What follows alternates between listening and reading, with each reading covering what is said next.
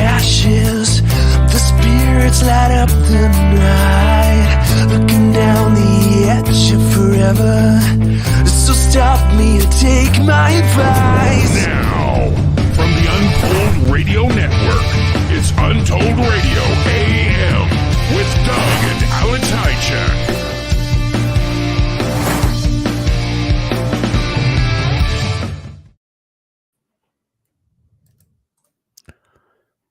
That's pretty close. Yeah. I beat you. Pretty close. Anyhow, welcome to Untold Radio, everybody. I've been told I was full of vitality today. That's a good sign, huh? I haven't heard that word in years. Vitality. You're full of vitality. You locked up. My back. Yeah, you're back. You locked up. What's with that? Why does it do that? You know? Yeah, the interwebs. The interwebs. Anyhow, let's see, what do we want to do? So we got Kathy and Bob Strain on tonight, and they run, I don't know, they run it, I guess, but they're a big part of Area X in the Wood Ape Conservancy group. So we're going to have them on at the bottom of the hour. What else we got here? Oh, I was going to mention too, I haven't talked to Kathy in, I bet you it's since Monster Quest. She was on Monster Quest. Oh yeah, quite a bit, often, yeah. But it'll be good to reconnect. It just seems like yesterday to me. Yeah. I know it's been a long time. I noticed I don't have your notes today. No, that's good. I surprise you. I don't have many notes. Not too many. So apparently, did you hear about this orca whales that are attacking ships and sinking them, like off the coast of Europe? No, they're apparently teaching each other to do this thing. It's apparently one pod, that's doing this. But that's so weird. Think about that. Think what it takes to, sink a 30-foot boat. That's a lot of, because they have to keep ramming it. And I was reading some of the reports, and these whales just kind of gang up on a boat, and they just keep ramming it until it finally gets a hole in the hull. It's not a paddle boat. No, it's right out of Jaws. It says scientists think these brutal attacks may be trauma-driven. So they think one of these whales was maybe hit by a boat, traumatized, and it's just getting revenge. Just like the shark in Jaws. So, anyhow, I don't know. It's interesting. I mean, I'm reading the article. I'm like, oh my God, I want to puke. all this, humanizing these whales. Yeah, well, it's kind of weird. Bad time to go on a Carnival cruise. Yeah, well, there's been a lot of boat attacks this week. So apparently, it's not just killer whales. So apparently a hippo attacked a boat in Africa and killed 23 people. So I got to worry about whales and... No, not... Yeah, whales and hippos. But I just thought, God, that's a lot of people that die, Hey, Dad, was he a hungry hippo? No, that's not what he was. I think he just capsized the boat. It said apparently one of a very young kid was rescued. Yeah, a little 4-year-old. And, it's just crazy. I mean, hippos are known to be aggressive. I think they kill more people in Africa than any other animal in Africa, I believe. Aren't they? They're huge, aren't they? Yeah, they are. I know a little bit about hippos, only because I took care of one for a while. You had a baby hippo? No, I didn't have a baby. No, I took care of an adult hippo. An adult hippo? Yeah, for a week. What was that like? What do you think it's like? I mean, I don't know.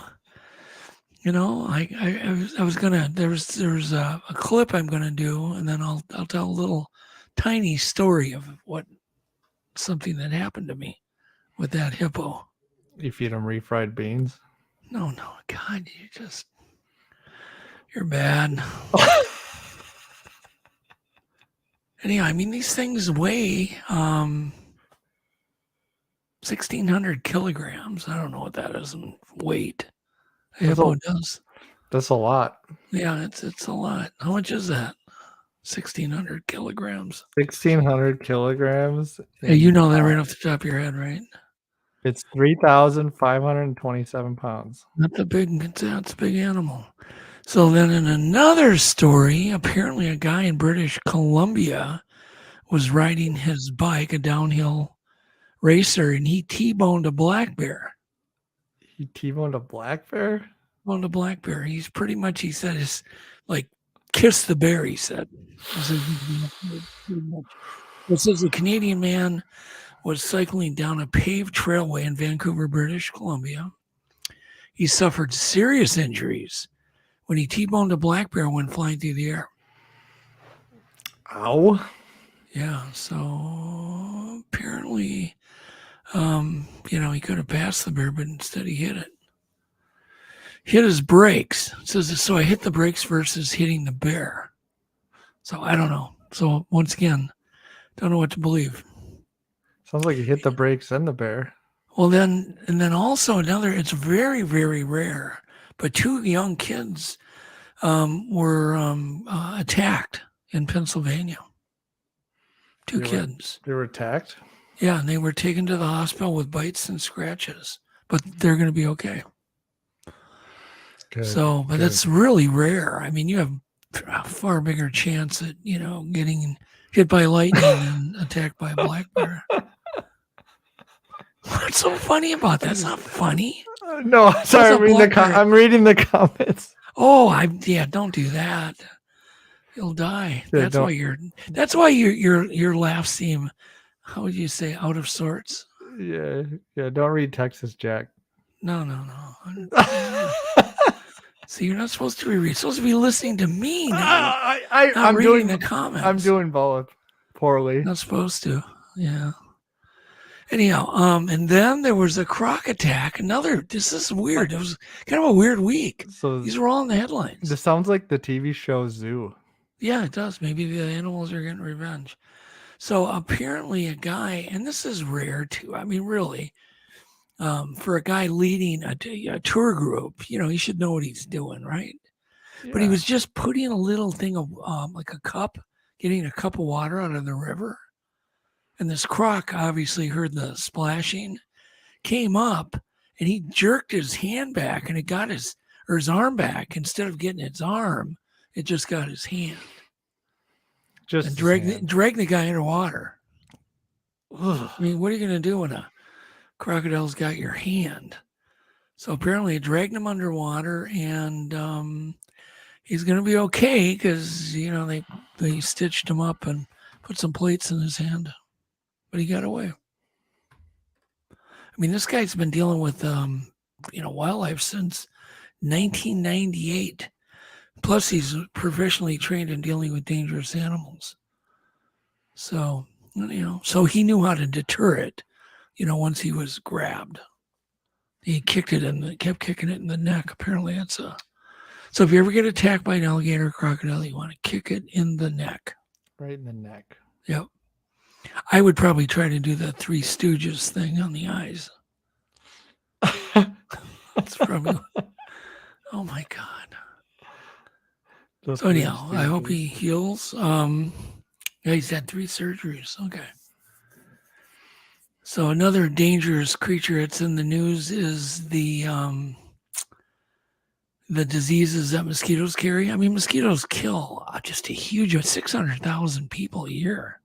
People don't realize that, how dangerous. They're what you would call a giant killer, tiny insect, like a wood tick. Yeah, they kill 600,000 plus people a year from malaria. That's just from malaria, let alone all the other, things that they carry. There's Zika and all sorts of, what are some of the other ones? There's Zika, I can't think. I'm trying to think. Malaria. Well, there's malaria, there's Zika, there's some other ones. What was that one? West Nile virus. That's the one. I couldn't think of. yeah, I heard of that one. But anyhow, so they did do a study on, what are mosquitoes really attracted to beyond the carbon dioxide that we exhale? What about our skin? And they are attracted to the sweat, but it's not the sweat, it's the bacteria that, the sweat causes bacteria to grow. And so there's this bacteria, and it's called, it's a chemical Q. It's made by this bacteria. It's the same bacteria that's in Limburger cheese and some other cheeses. So there you go. What do mosquitoes so my joke would be, what do mosquitoes and Limburger cheese have in common? But anyhow, you can get rid of this bacteria by just scrubbing with unscented soap, taking a shower. And I've always noticed that when I've gone camping.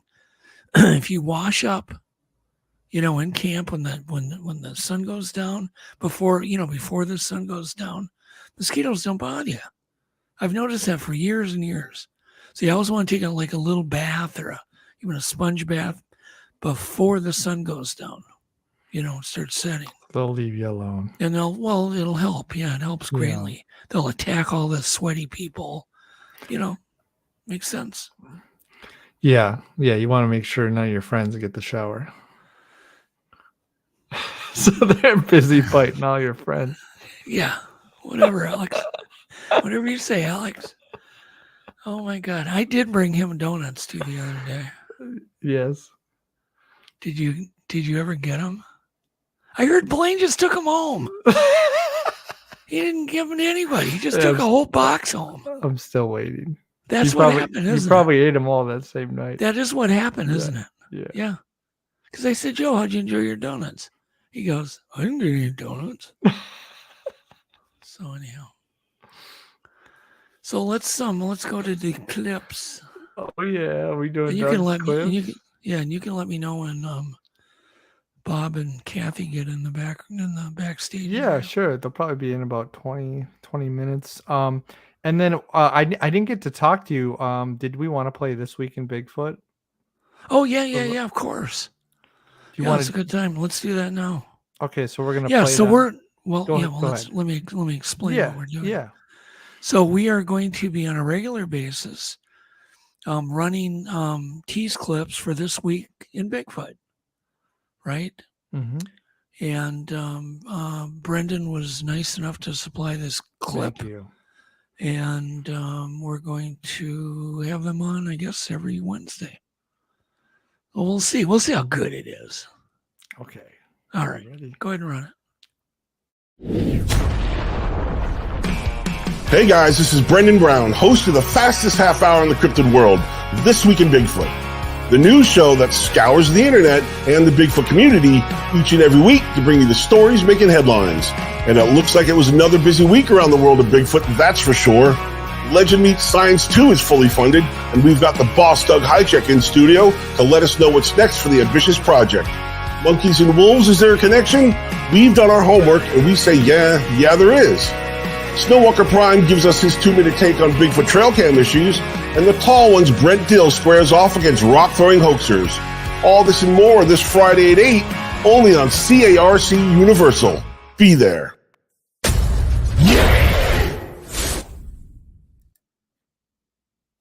Yeah, that was great. Good clip. Good clip. Good job. You ready for Doug's clips? Yeah, sure. Yeah, I'm ready.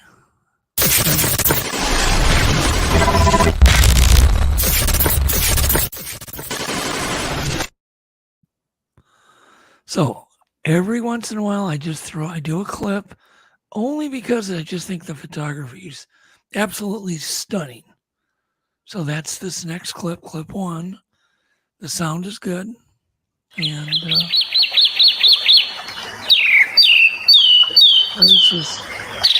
that's loud, isn't it? Yeah, it's super loud. But it's just stunning just to see this hummingbird just enjoying itself over the fountain. It's cool. I liked it. It's a feel good clip. It is feel good. Unlike any you would pick out. No, all mine would be awful. You would pick out bus rollovers, stunts, and I don't know what you would. I'll have to let you do. I'll have to do Alex's clip sometime. Yeah, I don't want to get us banned again. I can only imagine. Okay. Clip 2, and the sound is good, but don't put it on yet. So, well, actually, yeah, go ahead. Go ahead and just put clip 2 on. Sounds fine. But this kind of explains what happened to me, because while I was watching this hippo, and it was like a tent petting zoo at a circus, right? That was in my hometown. Yeah. And we got jobs when we were kids. I don't know, I was probably 10 maybe. And so I was alone with all these animals, and my job was to take care of the hippo and the camel and some other animals. And some kid came by and threw a big plastic slushy straw into its throat because its mouth was open, because they'll do that to cool off, right? Yeah. It was kind of hot in the tent. He had his mouth open. He threw that straw down his throat, and the poor hippo's just like making these gag sounds, just, you know.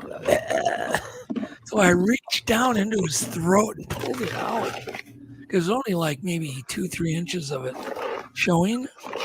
So I reached into his mouth and pulled it out, not knowing that thing could have amputated my little arm pretty quick. Yeah. So anyhow, the hippo was definitely my butt after that. Yeah. Look at that guy seems to have a rapport with that. He was just, giving it a gum massage. And if you look at it, run that again. I got to show you something. Okay. You have to notice their bottom teeth. Okay. Look at those two that are curved on the bottom. Yeah. Not the two next to each other, on the outside. On the outside. They are filed from the upper teeth and the bottom teeth hitting. They're like knife points. Literally like knife points. And how these things eat aquatic plants. They're not meat eaters. Yeah. But they're very capable of defending themselves. But how they eat, like seaweed and other crap in the bottom of the river with those teeth out of the river.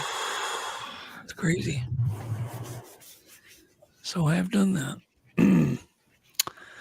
Anyhow.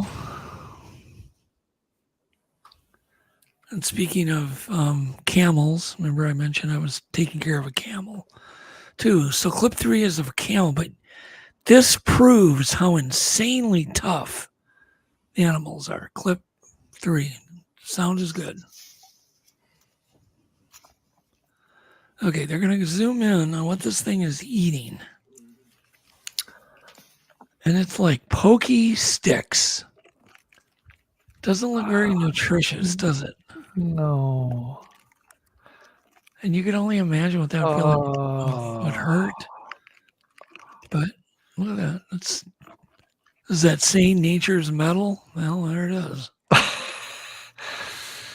Oh my gosh. I don't know what nutrition they'd get out of such a dry, dead, no protein. There can't be any protein in that. No. It's got to be just cellulose. Anyhow, there you go. Yep. I'm hungry now. That makes you hungry, right? Get your appetite going. Okay, clip 4. I don't know if you've ever gone anywhere, Alex, where you've been to Mexico. Yeah. Did you ever run into any thatched roofs while you were in Mexico, like a restaurant or? Yeah, I've seen them. Yeah, okay. But in Mexico and some of the smaller towns, that's what people have for roofs. So I flew into Baca Burrito in a little plane, landed there with Ron Shera because we were going to fish for 11-pound bass that were in these flooded reservoirs. Apparently they were feeding on tilapia.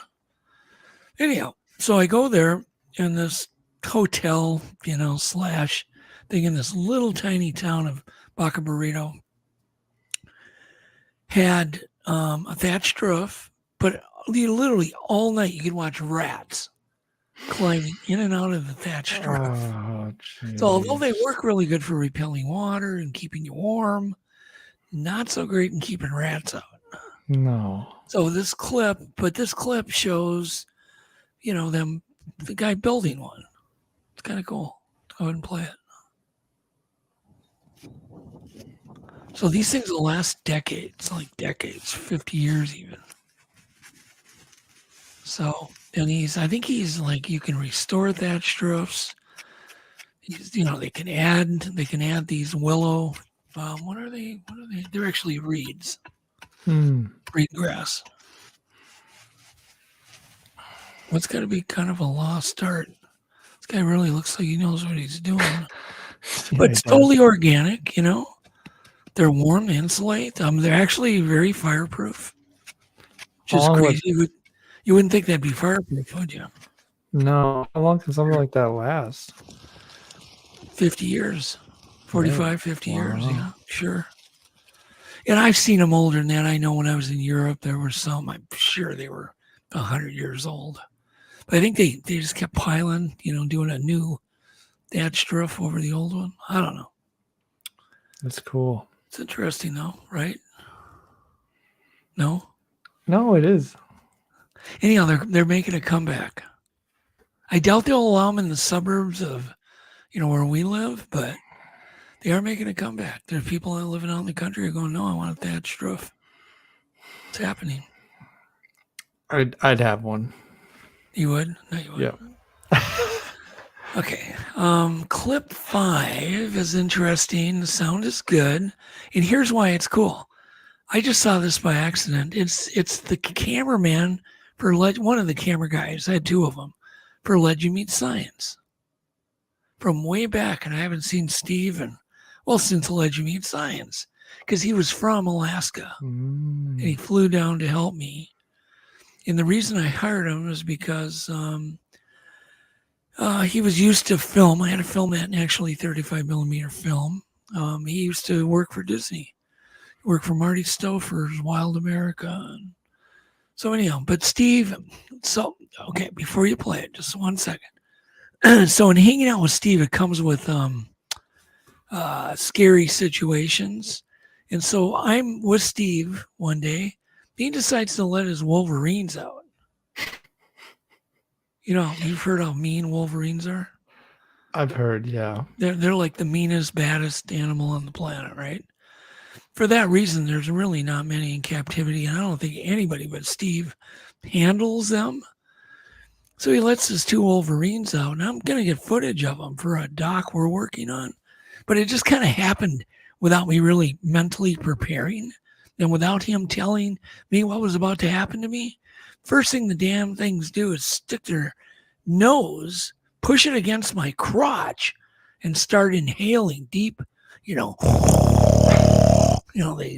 grunty, growly. And Steve goes, "Oh, don't worry. They won't bite your junk off.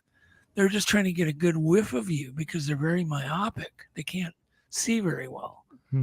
He said, "They'll probably do it over and over." And I'm like, "Oh my God, don't bite my junk off. Don't bite my junk off." So anyhow, we go ahead and run this clip of Steve. Braver than I am. He's a character. He's obviously a little older in this clip. Wolverine down just massage their gums. Steve did it. And they're kind of wild, but he's good with them. He's not. Go just play one more time. It's kind of a short Wolverine clip. down just massage their gums. So that's Steve Kreschel. Did it. Yep. And they do make weird noises. Wolverines do. They do a lot of snorting. But man, don't ever let a wolverine be sniffing your junk. No. I'm serious. I just thought, no, I'm dead. And I don't think I'm sure those are long gone, but this is probably a new one. And the ones that he did were quite large. I mean, they look like small bears. Small Black bears. Yeah. Anyhow, they're one of the rarest animals in the wild. Making a comeback, but they're rare. Okay. Clip 6 and 6A is a soapbox derby. Some soapbox derby clips. Do you know what soapbox derby is, Alex? I didn't know this was a thing. Okay. So it's a downhill unmotorized race.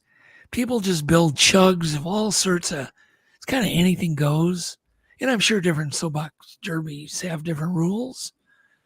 But there was one when I was a kid, and your grandfather built one, a soapbox derby car for Johnny, my older brother.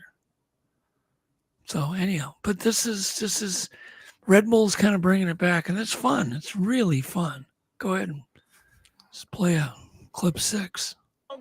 Off we go. So the berm is first. It's 38 for the You can see they built a pyramid. 13 for creativity. I think they give you points for how crazy and unique and creative your soapbox car is. And they have to go over the. Oh, they have all sorts of obstacles. Back when they had one in Minneapolis, you can see it's his.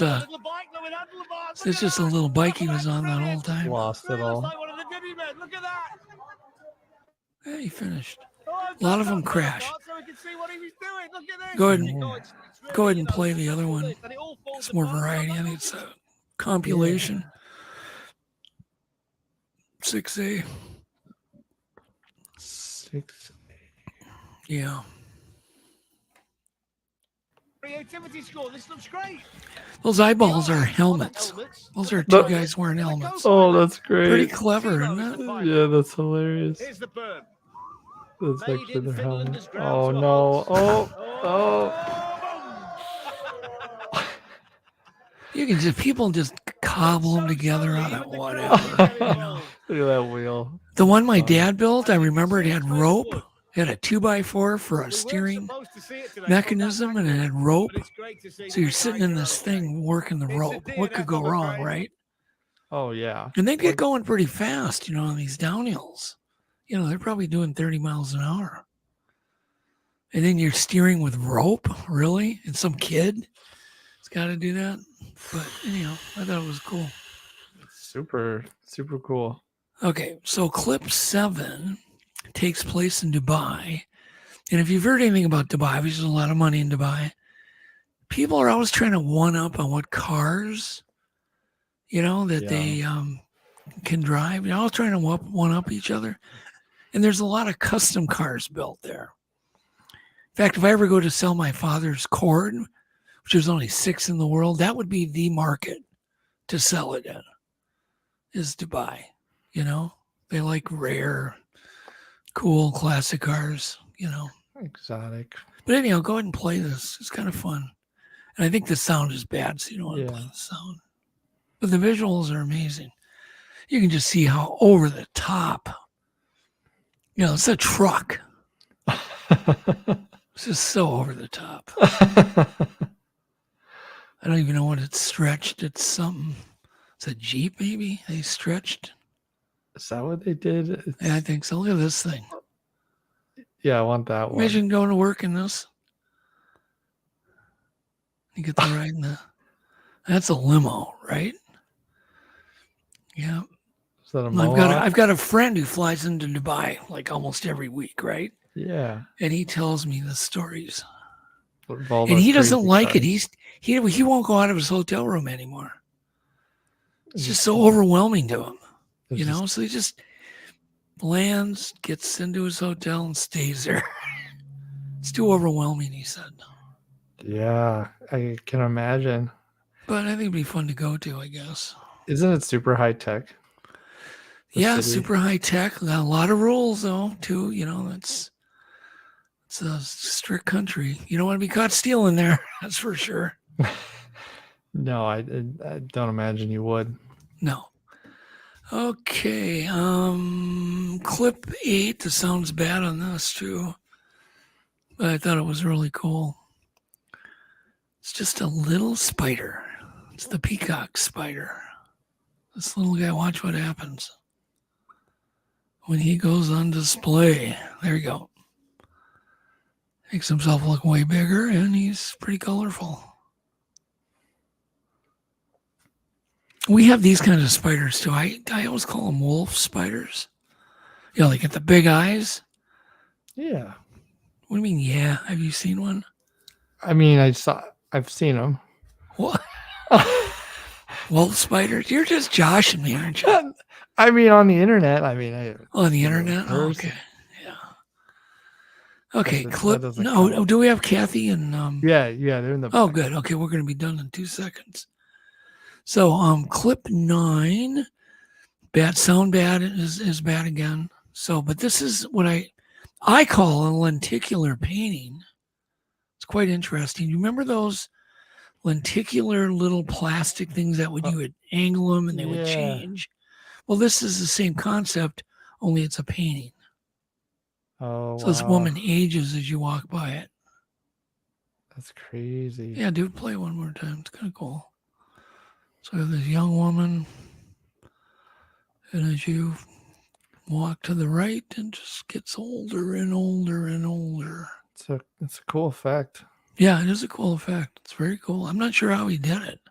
If he did it with plastic, I don't think he did. There's other ways to do it, I guess. Other ways with like triangle strips. Thing with triangles.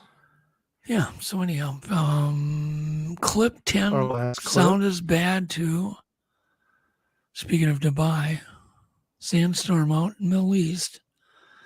And the reason sandstorms always catch my eye is because when I was a kid in the 60s, these things, I wouldn't say they were common, but every once in a while, I remember distinctly 2 of them.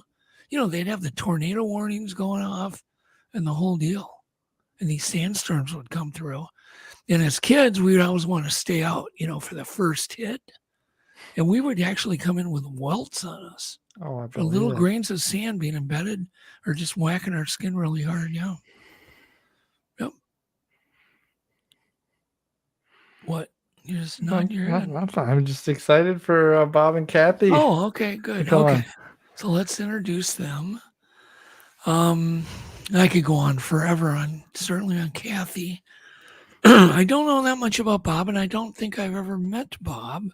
But let's start with Bob. Bob is a retired firefighter, and he's also a member and investigator of the North American Wood Ape Conservancy.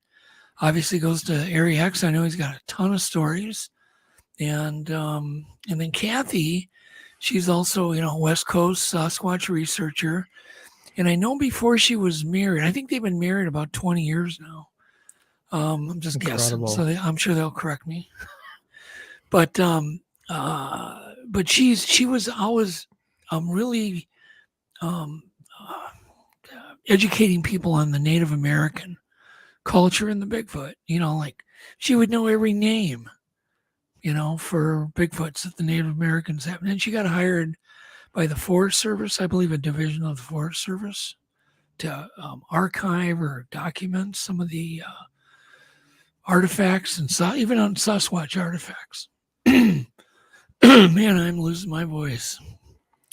Okay, she holds a master's degree in anthropology from California State University, and she's employed, or I don't know if she still is, but was employed at the Forest Heritage Resource and Tribal Relations Programs. So there you go. And she continues to study Sasquatch, as does Bob. So she's also an author. She wrote the book Giants, Cannibals, and Monsters, Bigfoot and Native Culture. So anyhow, let me get a drink of water. Oh my God. I feel like I just dried up right there. I need to go grab my purple junk. Yeah. That stuff's smooth. All right, let's bring them on. There they are. Hello. Hi, Kathy. Hi. It's been forever, Kathy, since we've talked. Oh, yeah. 2000 last year's at least, yes. 2008, maybe? Maybe. God, that's crazy. About So, it. yeah, it's Monster been a long Quest. time. It was when you were in Texas at a convention, and you agreed to do a pretty spontaneous deal for Monster Quest. Yes. Is Yes, that- I is that remember right? that. Yeah. I remember how hot it was down It was there. horribly hot. Yeah, okay. So I remember a little bit. So anyhow, hi, Bob. Hi, Kathy. Hi, Doug. So, yeah, it's really nice you guys could come on. So, Go ahead, Kathy. And why don't you? I'm really curious about the fact that you have this dream job. In some ways, I would imagine it is. Are you still doing that? Yes, I haven't yet retired. I got a couple more years to go Oh, before cool. I get to retire. But essentially, I'm the head archaeologist for the Stanislaus National Forest here in California, and I'm in charge of all archaeological sites, historic documents, working with the tribes on a daily basis, trying to fulfill their needs on resources and just trying to keep a crazy program together. It's just getting more crazy over the years with all these wildfires and burning up stuff that we got to go then out and check and see how it survived. But I love my job. I've been with the Stanislaus for 25 years, but I've been in the U.S. Forest Service for more than 32 years. Wow. So I started when I was 10. Wow. Yeah. Cool. Well, Kathy, some of the knowledge that you've shared about the natives and the names.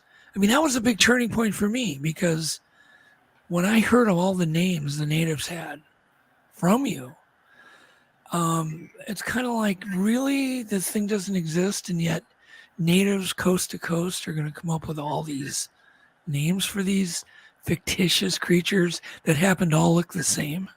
Mm-hmm.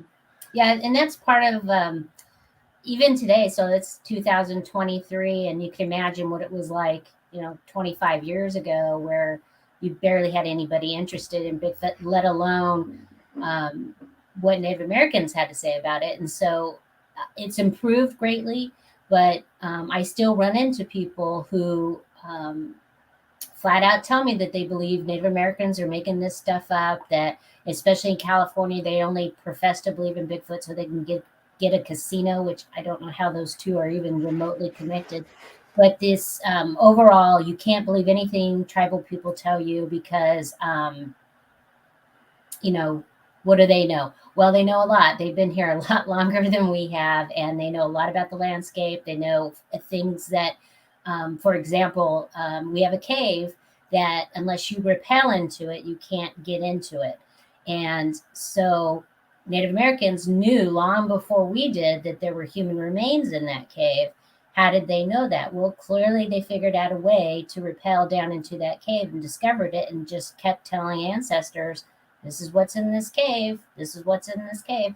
And so they have vast knowledge about all kinds of stuff. I have hundreds, if not thousands, of examples of things like that. And so for anybody just to flat out dismiss a tribal viewpoint is, in a lot of ways, I'm just going to say, it's really prejudice.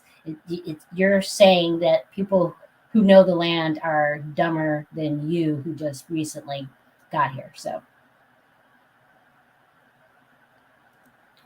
Whoops.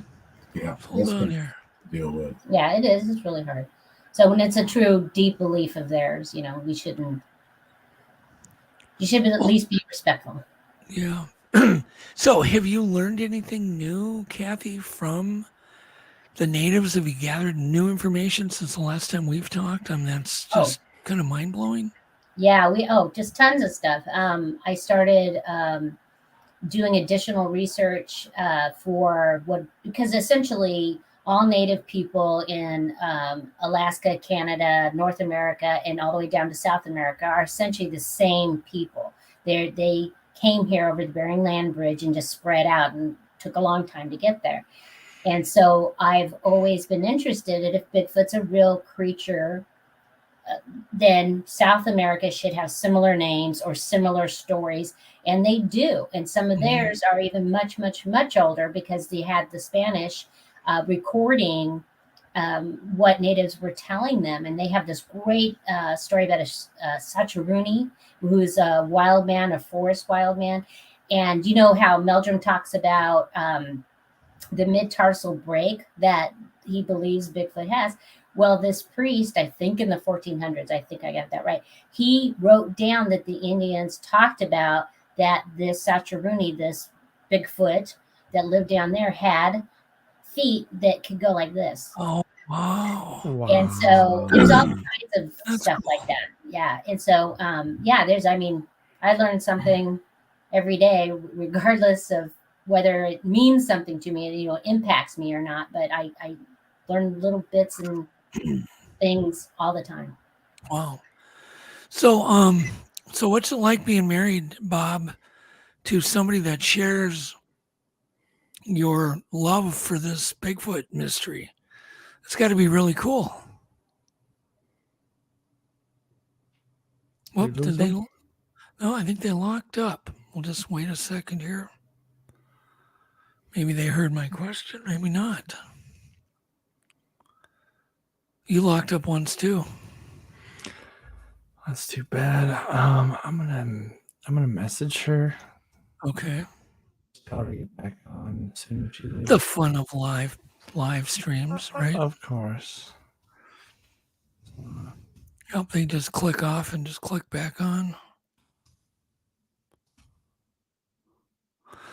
John Ayers calls it lockjaw. Yeah, they're gone. I sent her a message. I'm sure they'll be back shortly. Yeah. I think Kathy's done plenty of radio interviews. Yeah. Plenty. So all you have to do now is sing. Intermission song. Yeah. So if you want to go get a snack, go get a drink, go get some purple stuff that I did. I had somebody run me in a bottle. You bet ran me in a bottle. Bless her heart. I said, I need purple stuff now. Here they are. Hey guys, we lost you there for a minute. Okay. It decided to do something all of a sudden. Yeah, the internet. It's just the lovely internet. So, Bob, what's it like being married to Kathy? I mean, you love this Bigfoot mystery, and I'm going to ask you how you got involved in this. I don't want to waste all our time with stuff like that, but what's it like being married to Kathy? I mean, you guys share this common interest. Well, it's actually pretty awesome being married to this beautiful lady right here. But, it was a match made in heaven. So, it was meant to be. It's our greatest interest and our greatest hobby brought us together. And we it's like a little bit of the yin and yang. So when, even just as recently as yesterday, we were talking about some events, Bigfoot related, that had happened, some Bigfoot behavior that we were sort of coming news to us. We still get reports. She gets reports through the Forest Service, and we get reports just randomly of like, hey, this happened to me, and we still make contact with witnesses. And so when we discuss Bigfoot behavior, I mean, it's really nice to have somebody, with a good background and experience in Bigfoot. And so that's really enjoyable for us. So, our time, is just flies by. We're always involved in something Bigfoot related. Of course, that's not our whole life, but it's a great diversion that I think everybody needs, something like that. And we hope to, one day, we're going to prove this creature real. That's our purpose. I mean, and so it's nice to be able to share that. We're lucky that we're both committed to this and so interested in this, because a lot of marriages, I think, are lost, or split up because of such divided interest. And if you're really going to be serious and looking for this creature, it involves a lot of time, energy, and money. Yeah. And, doing it together has been very fulfilling. I mean, our honeymoon, we went to Falk, Arkansas, for crying out loud. That's awesome. That's awesome. So how often do you guys actually go out in the field? Well, we haven't been out as much recently, especially with the COVID and everything. And we live in a great area in Northern California that we're able to research, and we do follow up on reports up here. But of course, we have constraints of, like this last year, it started snowing in about November and got over 60 feet of snow up over the pass, and they still haven't cleared the roads over the mountains. And most of the forest roads are still closed and probably will be indefinitely, because even when the snow melts, you know, it just all that moisture usually takes the road with it when it goes. Yeah, we lost So it. there's Yeah. going to be a lot of repairs, you know, so it kind of puts some constraints on us there. But we do go to Area X a lot of our time and resources. You only have so many resources and time that you can take off work and put towards this. Yeah. You know, much of it over the past, 10 years for sure has been in Oklahoma. So, And do you guys usually drive there? Or do you fly there when you go? Drive. You drive, yeah. yeah, we've done both. I mean, she has flown back. We both have actually a couple of times. We've been in there together multiple times. We've been in there alone together more than once, and we've been in there separately with other people, but not with each other several times as well. And so we get there however we can. We're motivated to be able to get there. The 1 year I spent 3 weeks there. I drove, and then I came back. Of course, we have 2 kids and we have animals and a little ranch here, so we have to kind of split the responsibilities. And then a week later she went back. She flew back, and she was there for 3 weeks. So, interesting. So we're maybe getting a little ahead of ourselves, but Jennifer Arnold asked, have there been any recent sightings, or what's the most recent major activity that's happened in Area X? Well, Area X is, I think a lot of different people have many different thoughts about what Area X is. And of course, it's in Southeast Oklahoma. And just like anywhere else in the wintertime, there's not much going on. The leaves are down, and so it's very close to get up close to something. As soon as springtime hits, boom, it's like Cambodian jungle. So you can be much like the Pacific Northwest, where you can literally step 10 feet off the road and nobody can see you. I mean, it's that thick. Wow. Same way in portions of Area X as well. So there is activity. That Right now. The apes live in the area, not just confined to our little space. Yeah. They're all over, and there's always something going on. But the most recent, there has been a very recent sighting just in this last month. Oh, there has. Yes. Can you talk about that? We prefer not to, because we don't want to reveal operations until after our season is done. And so we always write that stuff up, and it's always in our notes, and so it's always made public. Okay. But yeah. But that's good, because I know all the people that go there are highly vetted, some really amazing people. Oh yeah, we have doctors, surgeons. We have several anthropologists now, biologists, wildlife biologists. There's professional trackers. There are fish and game people. I mean, it's an elite group, and they are heavily vetted. And we just don't say, hey, here's Area X. Why don't you go hang out and see what you can find? It's all very scheduled, and there's lots of rules. You're not allowed to drink or anything like that. In fact, if we find out that you're a drug user, you're out of the group. We have very tight rules on behaviors, because we are professional. We want to maintain that.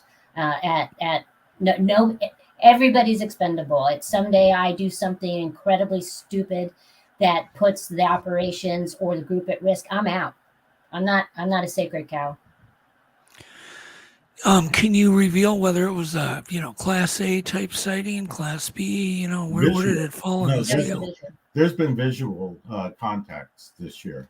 Yes. Wow. Yeah. That's really cool. And so what time of year then could we read about that report? Would be in January or probably November? Okay. Yeah, the group, and in case people aren't familiar with the group, the North American Wood Ape Conservancy, you can find it on the internet at woodape.org. That's woodape.org.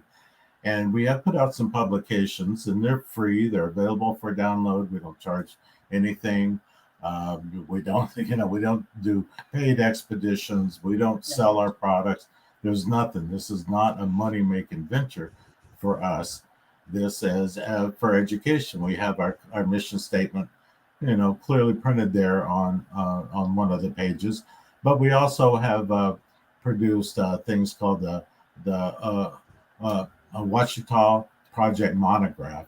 That is a compilation of about the first 4 big heavy years that we were in Area X, and then we also published something called the Tag 7 paper. That's on there as well, where we successfully put a nano radio tracking tag on some type of animal and tracked it all around. And we have that paper that we published on our website as well. So that was the burr. Yes. You're right, exactly. Yeah, it was pretty ingenious. Our local tracker, or resident, I should say, tracker, and one of our biologists was had used this in the area of tracking birds and small amphibians like turtles and stuff like that, and their tiny little tags. And so, through brainstorming, we came up, Mark McClurkin came up with the idea about putting it inside of a little cuckleburr, and of course, pictures and everything, the whole description of how we did it and how we tracked it and where we tracked it. That's all in there. And it's pretty ingenious. So those are the type of things that we do. And if we're successful, or even not so successful, but we learned something, we publish that. And so, we don't really publish, this is what we did every week of our operations the previous year. And it's, we want to prove the existence of the wood ape. We're not here to provide entertainment. Yeah. For lack of a better word. Yeah, well, no doubt there's a number of scientists you don't know about that are reading your material, studying your material, and getting involved a little bit behind the scenes. There's no doubt you guys have swayed many scientists into at least looking into the mystery. So you really should be congratulated for that. It's a big deal. Yes. Thank you very much. Yeah, we're keeping at it, and we have very dedicated researchers. The people that we have in these involved in these operations, extremely dedicated. They dedicate everything. We pay for everything. If there's any equipment that's purchased, we don't go out and solicit donations. We don't sell products as a fundraiser. We quit doing conferences because it took us away from time in the field. Wow. So now we're completely self-funded. We will take donations. Hey, if somebody's watching this wants to write a check, boom, on the website right there, PayPal. I'll give you a call and sing happy birthday to you. It'd be great. But that's not what we do. So the people are very dedicated that are in there. We all are. How many people, Bob, are involved? Well, if I had to guess, right now we're probably looking in the neighborhood of. We have two levels of membership. All right. If someone is interested and they're somebody that wants to be a part of the group, of course, they're vetted. And it's not like we're, we don't want you if you got, like 6 fingers on one hand. That ain't it. It's like, are you serious? Are you somebody that's trustworthy? And it's like, and I hate to sound this way, but we're building a team, so, we don't need spectators, so, we put people together like that, and they, they go out and they do what they do. And it's Cool. How many would you guess are in the group? 100, maybe 100. total, 80. maybe invading investigators and 20 associates, Maybe something like something that. like that. Yeah. So John Baranichuk asked, do you have people there 24/7, 365? And I would imagine not, just in the summer months. Well, during operations we do, but not Right. in the winter. Winter Yeah. isn't very successful because Yeah. the animals clearly they're there, but they know that you can see them better, and so they don't come Yeah. near that location. But during operations, it's a full-time 24-hour, 7 days a week powerhouse. Yeah. Do you think there's any evidence, Kathy, of migration or even small, 100-mile migration, 200-mile migration? No, I think the Tag 7 paper is what finally convinced me that, well, not finally, I started to write a paper about this in 2010, maybe, that I believe what they do is what we call a seasonal round, and it's what Native Americans do, how they live in a habitat. During the spring, there's a certain resource that you're gathering from this location, and then as summer comes, you're moving either, at least here, they're moving upslope a little further, and then you go to as high as you're going to go, and then as fall comes, you start coming down, and then you have like a winter village. But by the time you've made the full circle, you've gotten everything that you needed for survival. And I think that's what we're seeing here, is that they're always there. They're just not maybe in your spot in a certain season, because what they need is in a different location. And how big is that circle? Well, based on the TAD paper, if we can surmise that was a Bigfoot, you're the one who gave the paper. What was it? What was the miles? Well, again, all this is in the paper, so don't quote me. It's been several years since I reviewed it, but 50 to square miles approximately. Yeah. It's interesting. I still do wonder where the animals go up in Canada where it's 40, 50 below, whether they just hunker down or whether they're active or just slow down a bit. Yeah, I think that there's he's personally had a winter time snow sighting himself up in Idaho, so I think they're equally as they're a big mass, large. Their body weight and their muscle strength is going to tend to hold heat in, and so I would think they're more miserable in the summer. I know I'm more miserable in the summer, so it's hard to know. But I don't believe that they hibernate. I don't believe that they go underground in a cave system, or because those are actually I agree. there.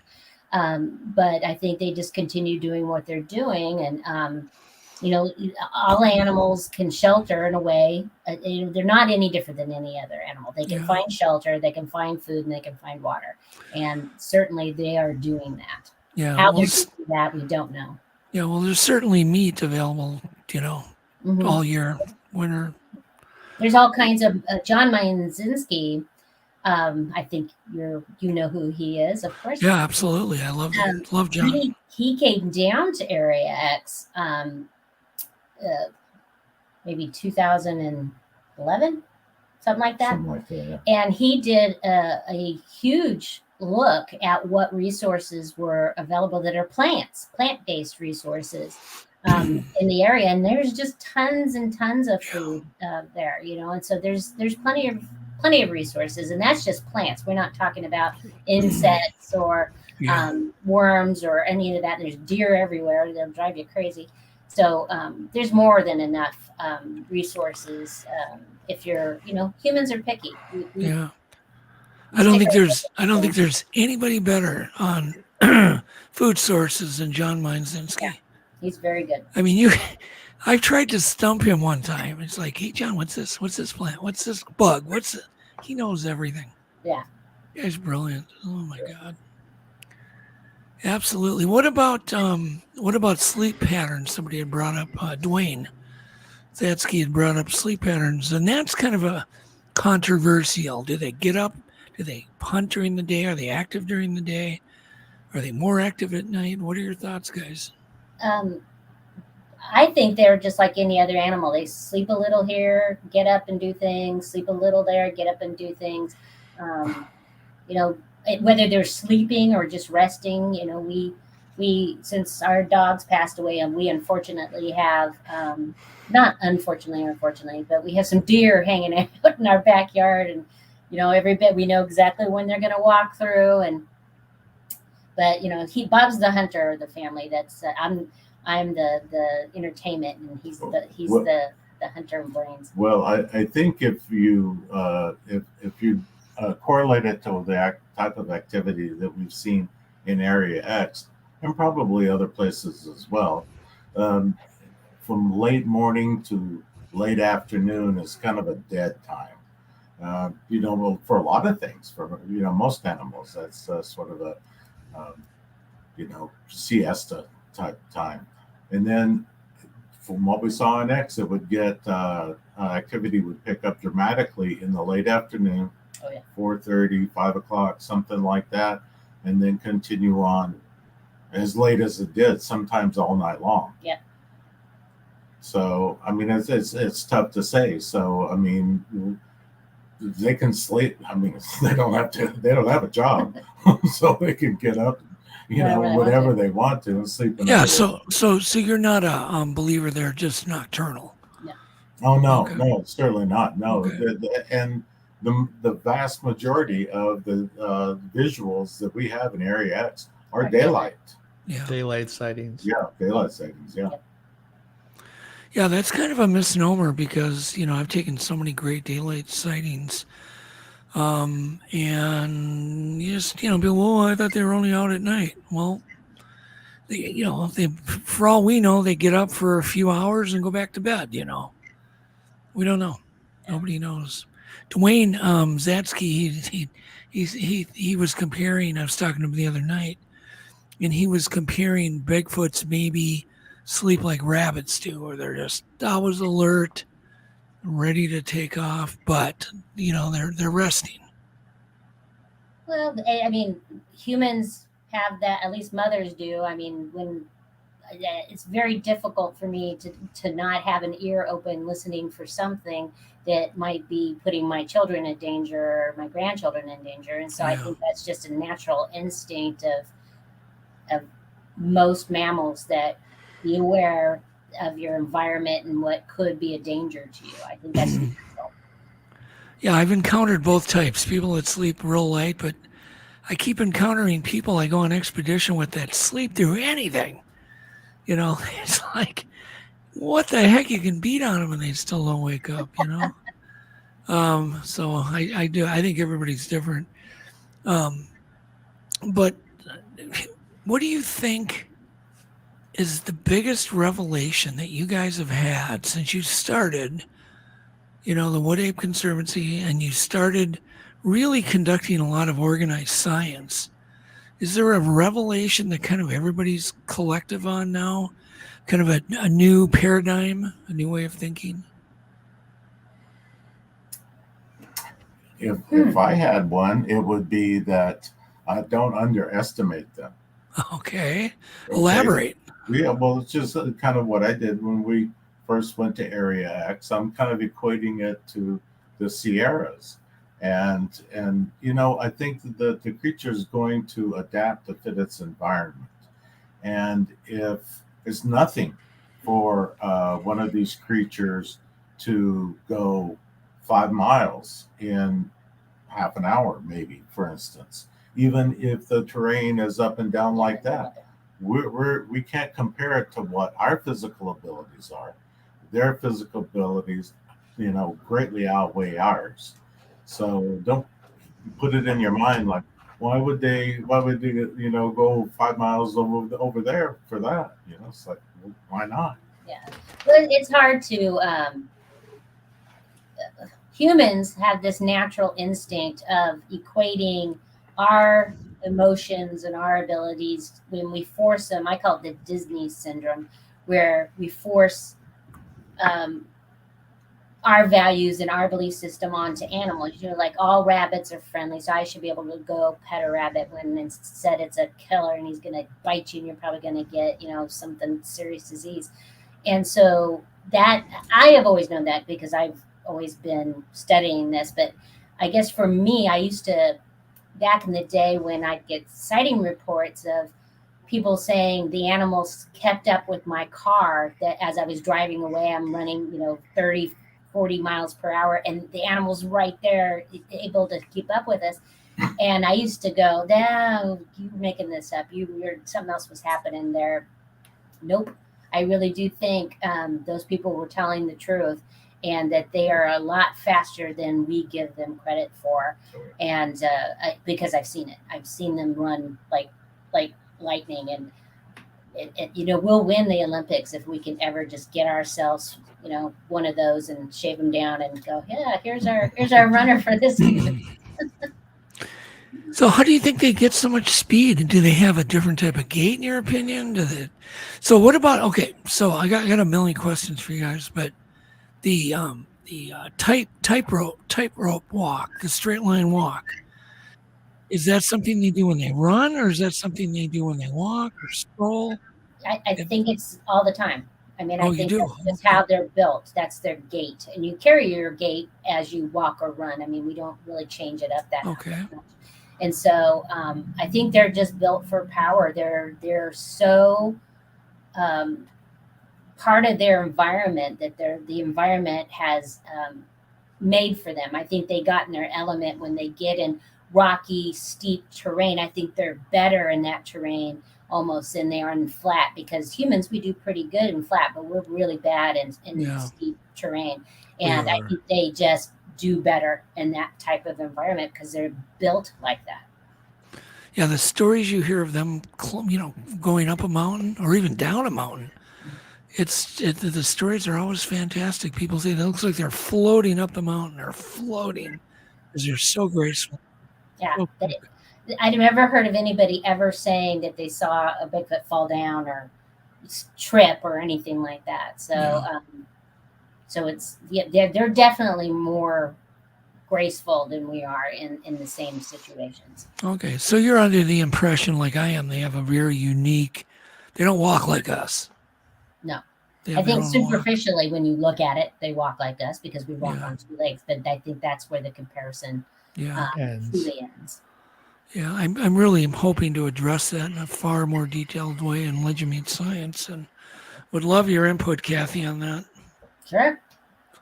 So I got to get you guys involved in this project here. And had planned He's on it. retired, so he can do anything. Ah, Just farming them out. he's farming Bob out. That's it. Well, okay. So what about this?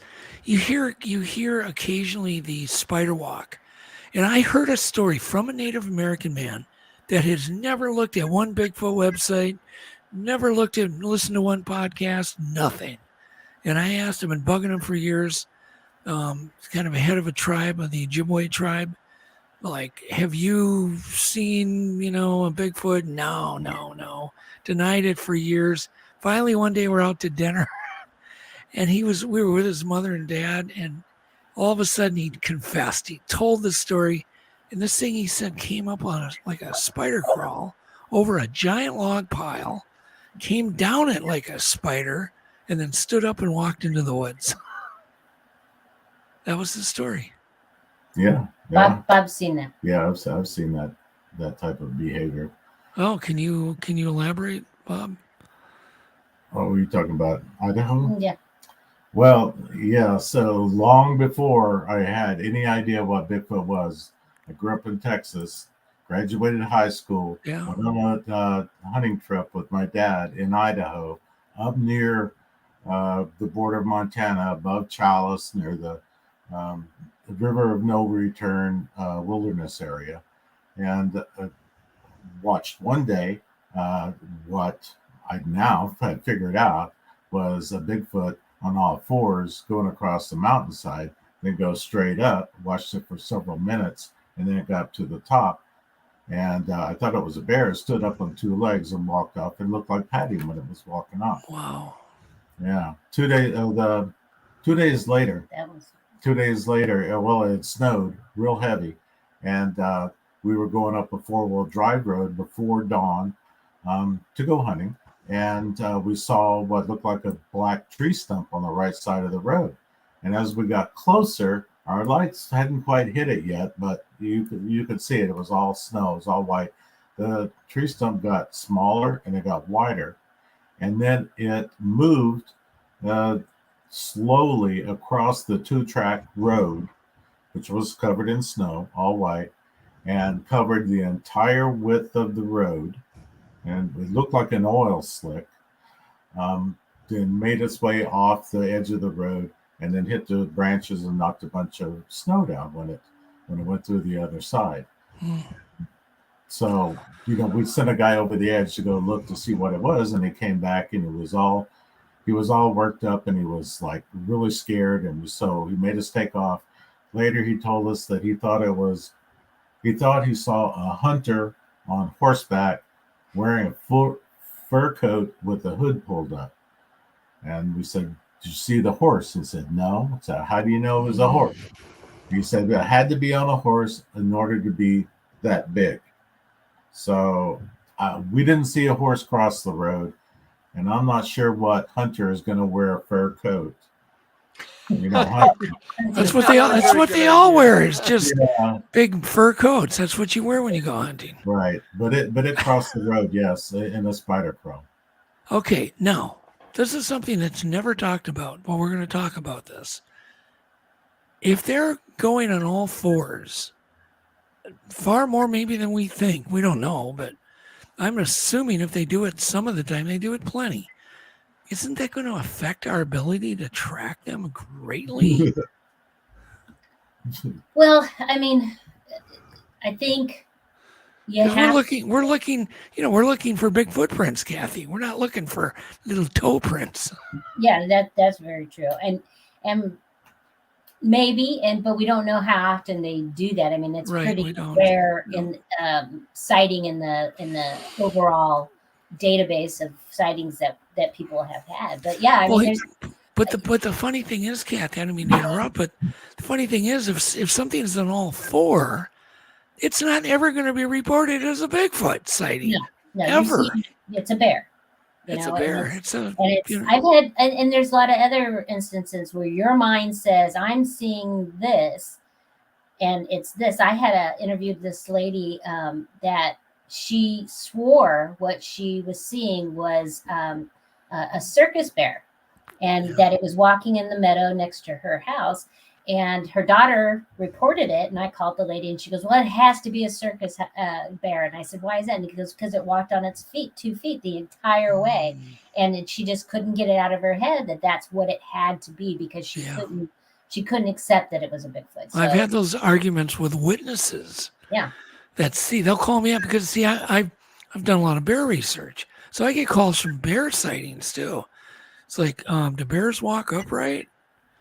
Like, no, not for any distance. Well, I watched one walk. I watched a bear walk down the whole length of the railroad tracks. And I'll say, well, I don't think that was a bear. Yeah, it was a bear. Yeah. And but it's natural. That's what our minds do. We always want to associate what we're seeing with something we know, because we don't like being uncomfortable. Right. Is it possible? I'd like to hear from both of you guys. Is it possible they're using their fingers, actual strong fingers to lift themselves, and just their toes, and like putting themselves up on the toes? Unlike if I was to do it, I would have my hands flat and my feet pretty flat. But is it possible? Because I've heard those reports too.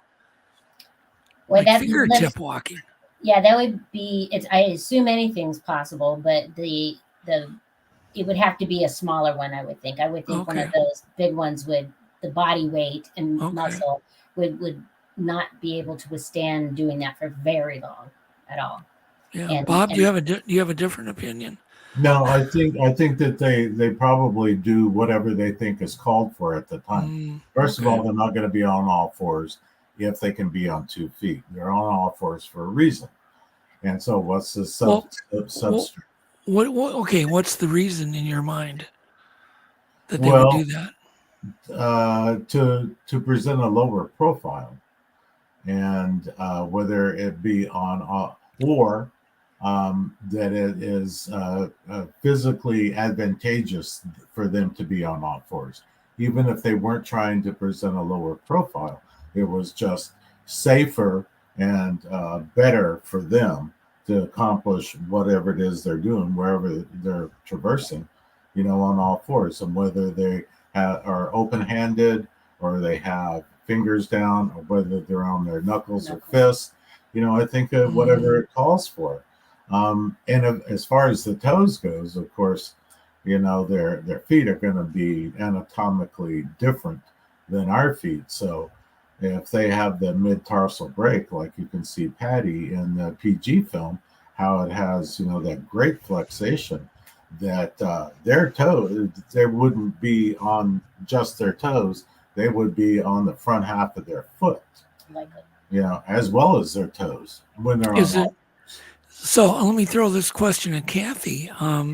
Do you think that mid-tarsal break maybe has an aid in them walking on all fours? Do you think that would help them maybe? Yes, I do. I think that's part of the advantage that they have over us, is that they're equally as comfortable in either mode. Okay. So I think that design was a brilliant one. That gives them an advantage over us. And obviously one of our ancestors had that, but we got the advantage of then having a bigger brain. And so we could hunt fat better and stuff on two legs, so that if we ever had that adaptation, it didn't carry through because it didn't give us an advantage. Kevin Morrison brought up a good point about how we don't see the footprints along with the handprints. And I don't even know how to answer that, but I do know we have a number of handprint castings. Yes. And I don't know, could you answer that, address that for Kevin? I believe that there is a footprint and handprint set that comes out of the blues.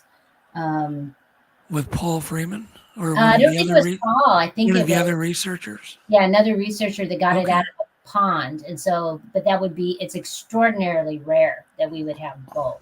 Okay. And so, but you also, if you can think of how many sightings people have had, how many of all those sightings in general result in physical evidence of that creature being there, because people, believe me, as an archaeologist that deal with trainees, I can literally say, don't walk there because there's obsidian flakes and I need to record it, and they will walk right through it.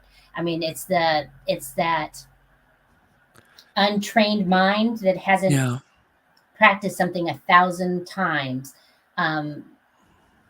that isn't put into mode. So I just had a sighting. Most people would go, oh, okay, I had a sighting. They get back in their car or whatever and drive away, versus going in and inspecting the area where they just had that event happen, and then seeing, was there anything I can take pictures of? In fact, I think most footprint casts are from people only finding the footprint cast, not necessarily. I could be wrong, but it's a small percentage of it. I think you're right, because when you have a sighting, that's enough for you. Yeah. You don't need to go looking for a footprint. You saw the dang creature. Yeah. You're satisfied. You're like, oh my God, I was the luckiest man in the world, or I just saw something really weird.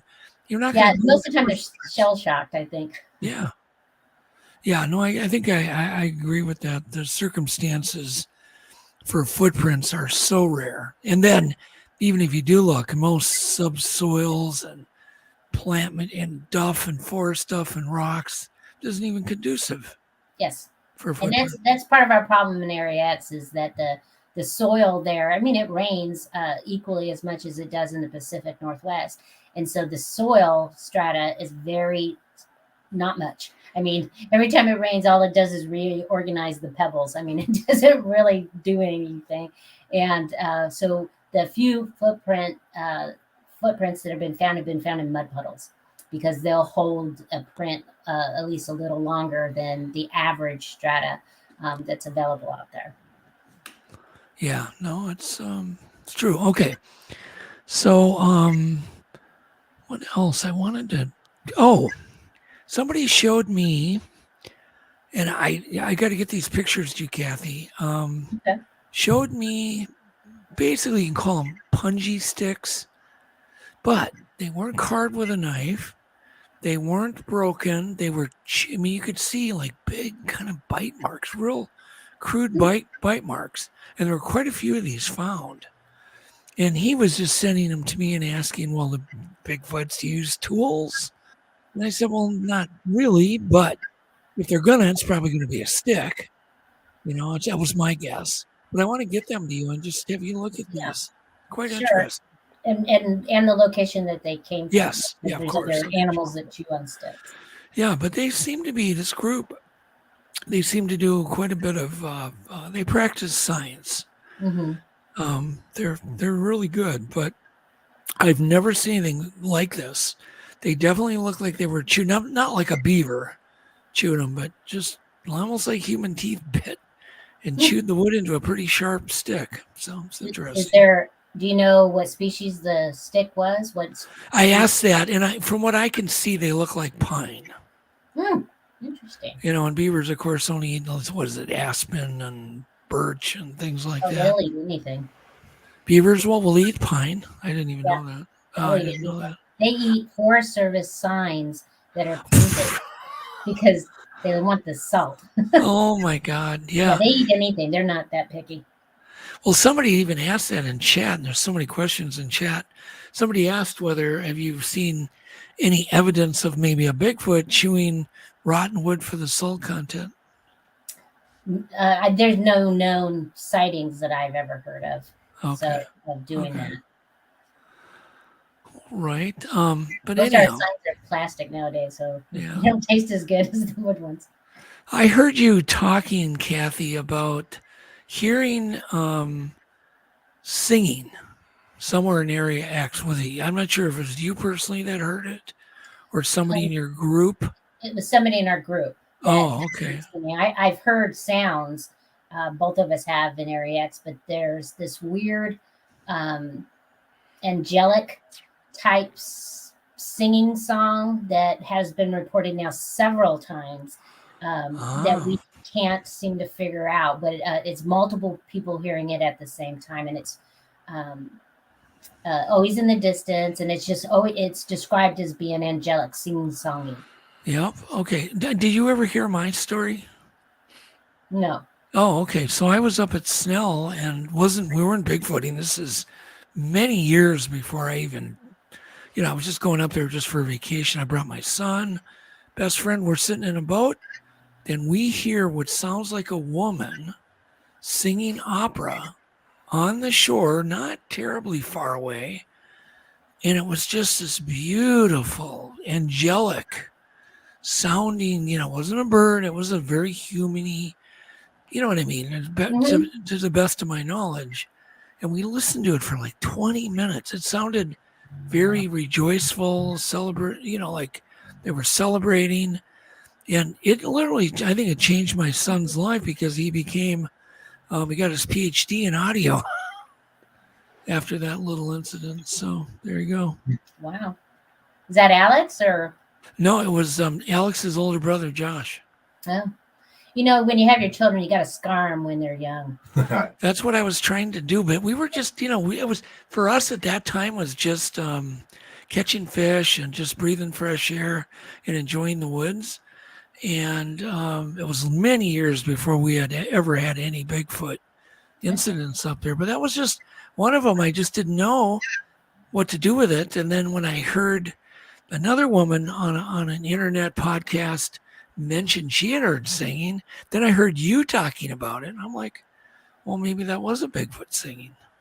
Yeah, and it's what was interesting, it's Alton Higgins has witnessed it now several times, and he is a wildlife biologist, and so he could provide more details, because every time he talks about it, I try to go find a recording. Are you sure it's not this or it's not this? And he said, nope, no, I know what I heard. And he sings in a choir, so his description is very much that it was like it's singing. It's not just like a random undulating voice. It just happens to sound. It sounds exactly like singing, and so I mean that's very human like. When I would think of something like that, but we don't know the reason for them, maybe it's a call, but it sounds to us like singing because It sounds like singing. Yeah. It sounds. Did anybody ever describe it as a little like kind of opera? That's a term that's been used. Several people Like a have heard choir. it, like a choir. Yeah. Really? Uh-huh. Because what I heard was like more like it's just kind of this going up and down all these different notes. Never hardly the same note twice. Go ahead, Kathy. Yeah, that's the description that they have heard it, and I've always wished I could hear it just because it would be one of a kind opportunity, but I've never experienced anything like that. And if it happened, we do Bigfoot here where we live, and I don't know that I would immediately attribute that to a Bigfoot, but in very remote areas like X or up there at Snell, that's very likely the source. Did anybody else describe it as kind of female sounding, more of a feminine type voice? You said angelic, so I guess that would be a feminine. I think that's what was inferred, but I don't think I actually asked. Yeah. So it was pretty magical. We talked about that for years, but we never knew what to think of it. Mm-hmm. Never knew what to think of it. It's really interesting. It's always one of those things that I wish I knew then what I know now, kind of thing. Because I've had weird things happen to me. Well, as a Forest Service archaeologist, I've been in some really super remote areas and had some really weird things happen. But you didn't think about it at the time. You were just like, And then now I'm going, oh, ooh, shoot! I wish I had done something about that then. But it's just kind of, you figure it out when you figure it out. So let's. I would love to hear, one of your experiences, Kathy, and then Bob, maybe your best experience either there or anywhere. But just trying to. Well, I think my best experience was in 2012. The NAWAC had invited us to come to this area X. They were just going, you have to come. We want your opinion on what's going on, blah, blah, blah. And I'm like, okay, fine. And we decided that we'd make a vacation of it. And his family lived in Dallas. So we figured, we'll meander, go see some arc sites and stuff, pueblos on our way out there, spend a week in Area X, and then spend some time with family and then meander back. And so we went in, and like I said, I've been in the Forest Service for more than 32 years now. And I've been on some really, really, really, really, really bad roads. But this road is the worst road in the history of roads. Thought I was going to die a couple times. Thank God Bob was driving. Might have died. Probably one of the worst primitive situation. There was 4 cabins there, and we occupied one, but it's the worst of the ones that was there. And so first day, it was hot, boring, and the next day, absolutely completely changed my life. So something had been throwing rocks on the tin roofs of the cabins, and we'd run over to the cabin that had just been hit. And then another one hit another cabin, and it was just this like cat and mouse game. And I just got tired of it. And so I just said, let me just stay back at camp. And so I'm in camp, and I'm talking to myself, just kind of making some noises. And finally, the guys came back, and there's 5 of us in there at the time. And we're sitting, it's broad daylight. It's in May, probably around 5, something like that. The sun up in the sky, and we're sitting in like a semicircle, and I'm sitting looking down something that's called the bottleneck, and it's the leftover driveway that hadn't quite grown back yet, so it's a little clearer than the rest of the property. And this property is just covered in greenbrier and everything on earth that's trying to kill you. And so we're sitting in this semicircle, and one of our members, Mark McClurkin, says, I hear something. And I'm listening, and I could hear something rattling, coming in. We thought it was this little fox that we had been feeding during the week, or feeding the day before, because this was just our second day. And I'm looking, and then there they are. There's 2 of them right there. There was a big one and a little one. And it's apparent in this sighting that the big one is trying to get the little one to go up the hill and away from us. But the little one doesn't want to do it. The little one is running almost beeline to get behind this little shed that's just, a couple yards from us. And because I'm me, I stood up and I go, there they are. And I ran right at them. And of course, then that changes the course of they then immediately turn and head up that hillside like they've been let go on a bungee. I mean, it was the fastest.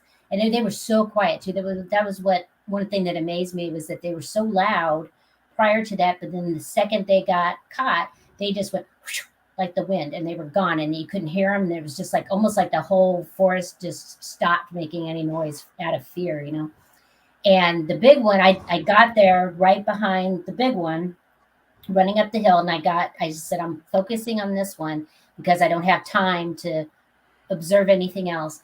And it took its arms and put it right next to its side, put its head down, and just went up that hillside, beautifully going over all these rocks and down logs and everything. Nothing was slowing it down.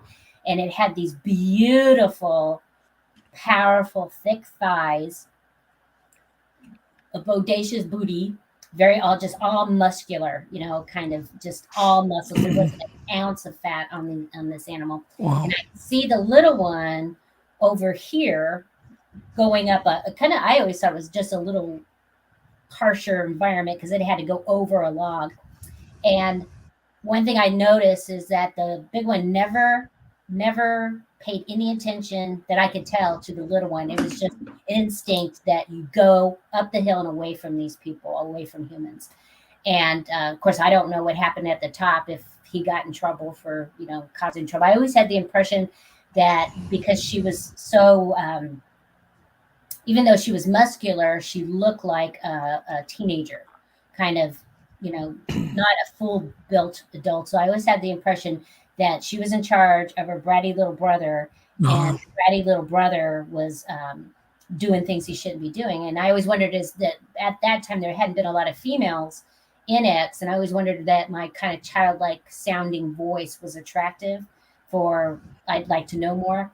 And the worst part is, I think just that morning we had put out a camera that would be triggered by action, and I'm the one who triggered it. And if I had just kept quiet for 10 more seconds, would they have triggered that camera and then been on film? But we'll never know. Well, that's a far cry from seeing a black blob behind a tree. Yeah. Oh no, they were very distinct, and they looked just like Patty, just like her. I mean, how tall was the smaller one? Well, the smaller one was small. I mean, I'm thinking maybe 4 feet tall. Wow. Okay. Yeah, and the big one at best was probably 6. But gangly, not that's not the word I want to use. They're muscular, but you can just tell. It's like a teenager that grows. That's 6'5" by the time he's 14. That's right. Yeah. So the testosterone hadn't kicked in yet. Yeah. Yes, sort of like that. And then the best part about it is Bob saw the same thing. Brian Brown, Mark McCurkin, and me. So there's 4 of the 5 who saw exactly the same thing. The 5th person, instead of looking that direction, turned his head and looked in this direction and didn't see anything. So that's really amazing. Yeah, that was an amazing trip. So did you see their faces, or was it all from behind? No, I was looking right at them as they're coming towards us, so you can see them, but the hair on their face was just completely dark, so it matched the skin color perfectly. So you couldn't make out any kind of features, but they were, I was looking right at them, so not the back of them. Could you dark eye sockets, or? Well, you could see where they generally would be, yeah. Yeah, okay. But not any kind of, was the entire eye versus having any of that. This sclera. I wouldn't be able to tell that. Wow. So. That's incredible. Bob, what did you see? Well, yeah, it was pretty incredible. Yeah, that's probably the most spectacular sighting that I've had. And like Kathy was saying, They were playing with us. They would get us to go over to one end of the little area, then the other end, and throwing rocks on the roofs. Clearly playing with us. Why, I don't know. And Kathy finally said, I'm going to stay right here in the middle because we're going back and forth past the spot. She said, I'm going to stay right here. And when we had gone one direction and she stayed there, I came back and another bang, and we all went to go back that way. And she said, well, hang out here. I saw a little branch, like it was flipped up, and go check that out. And well, wait a minute. The branch went like this. It came down like a hand had pulled it down and then let it go back up slowly. Okay. So you knew there was something holding it. Yeah, she was sure of it. And that if she's positive, then I'm positive because, she was pretty sure about it. So I went over to this clump of trees there and bushes, and it was real thick. And I'm looking, and of course, I'm looking for Patty, right? Because we're out. That's my thought about what it is I'm looking for. And I can see through about 10 feet or so to the other side, and I don't see anything. The hill goes steeply up, and I'm looking, and I push the bushes aside, and I'm looking, and I'm thinking, well, there's a little drainage ditch, like a little ditch there, and I could walk on this log that I'm standing right next to, and I could kind of like Daniel Boone style get to the other side and step on these other couple of logs down in there. But I thought, it's kind of dark, and I don't see anything anyway, so no reason to. And then we went back and sat back down, and Ken was interviewing us. That's the reason we were sitting in a semicircle. He's facing us, and we're photo documenting everything that about all running around with the bangs and everything. Then we saw the two. She saw them come out, and I looked up, and I'm trying to see what she says, and they're right there, 30 yards maybe, probably. And then she jumps up immediately and runs right at him. And if they hadn't moved so fast, she would have tackled him. But the one turned around and slammed into each other. Like one turned around and went, oh, and then they kind of bumped and then backed off, and then it kind of hesitated for a minute. Then the big one shot up the hill.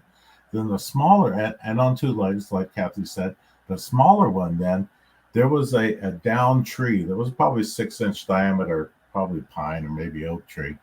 And it was laying down the ridge, down the hill. And that thing got on that down log and used it like a ladder. Went down on all fours and just like that, just zoomed right up that tree and over the top and into the bushes and gone. That fast. When he was looking in the trees, that was before these two had appeared. Yeah. And he adamantly had told me, he said, honey, there's nothing in here but a couple of dead trees. Yeah, a couple of dead logs. And then we saw that we had a lot more activity that night. Eyes shine everywhere. You're not going to talk about the rest of it?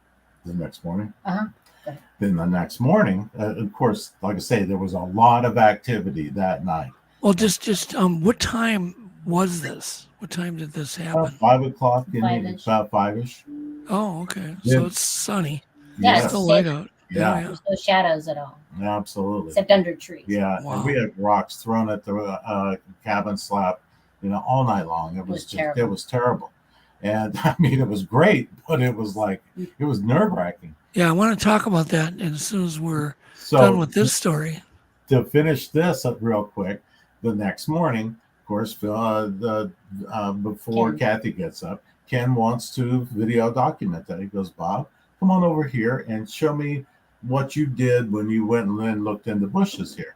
And I said, okay, so I'm recreating it. So then, she says, look in there. Saw the branch move the whole bit. And I'm looking around, and I look down into the ditch, and I'm thinking maybe I could step on one of those logs down in the ditch. And I sit back, and I looked again, and I asked the guys, I said, how many logs did I tell you were down in this ditch last night? And they said, you said there were 2 or 3 logs down in the ditch. And I looked down in the ditch, and there's no logs there. So, long story short, those Bigfoot that ran up the hill were laying down in the ditch, hiding, and I almost stepped on him. Jeez.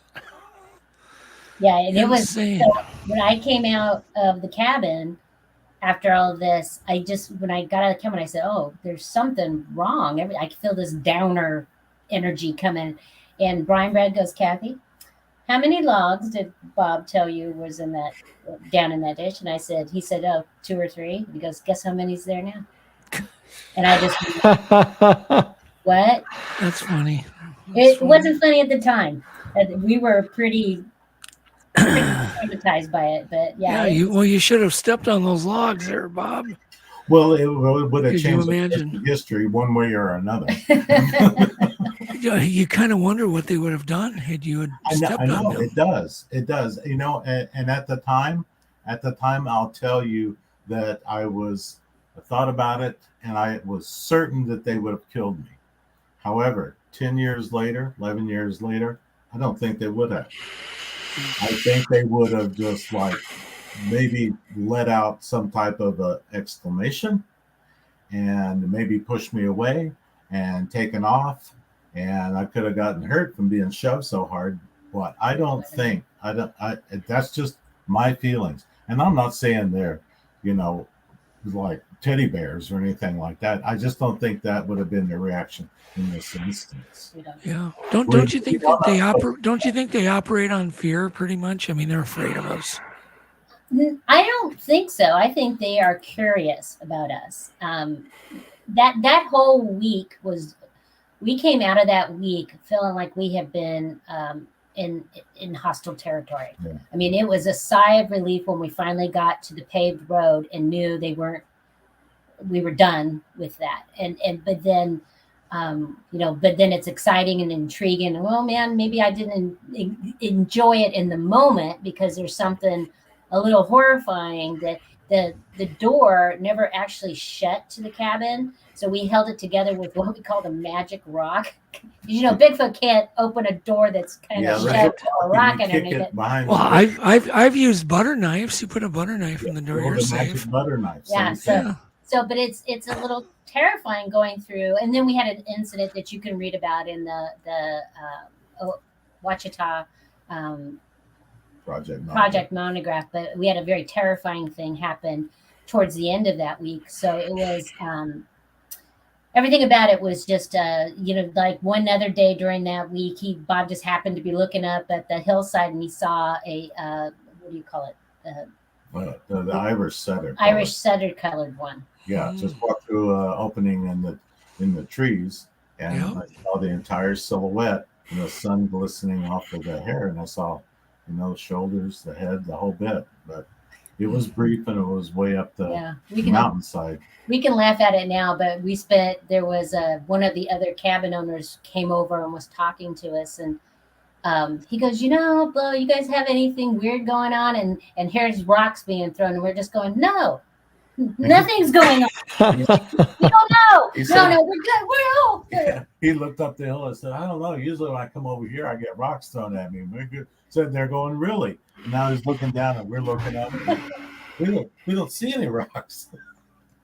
And they're throwing rocks at him while he's saying that. Yeah. But he was really old and he didn't know. He couldn't hear it. He couldn't hear it. We're going, here comes incoming. Jeez.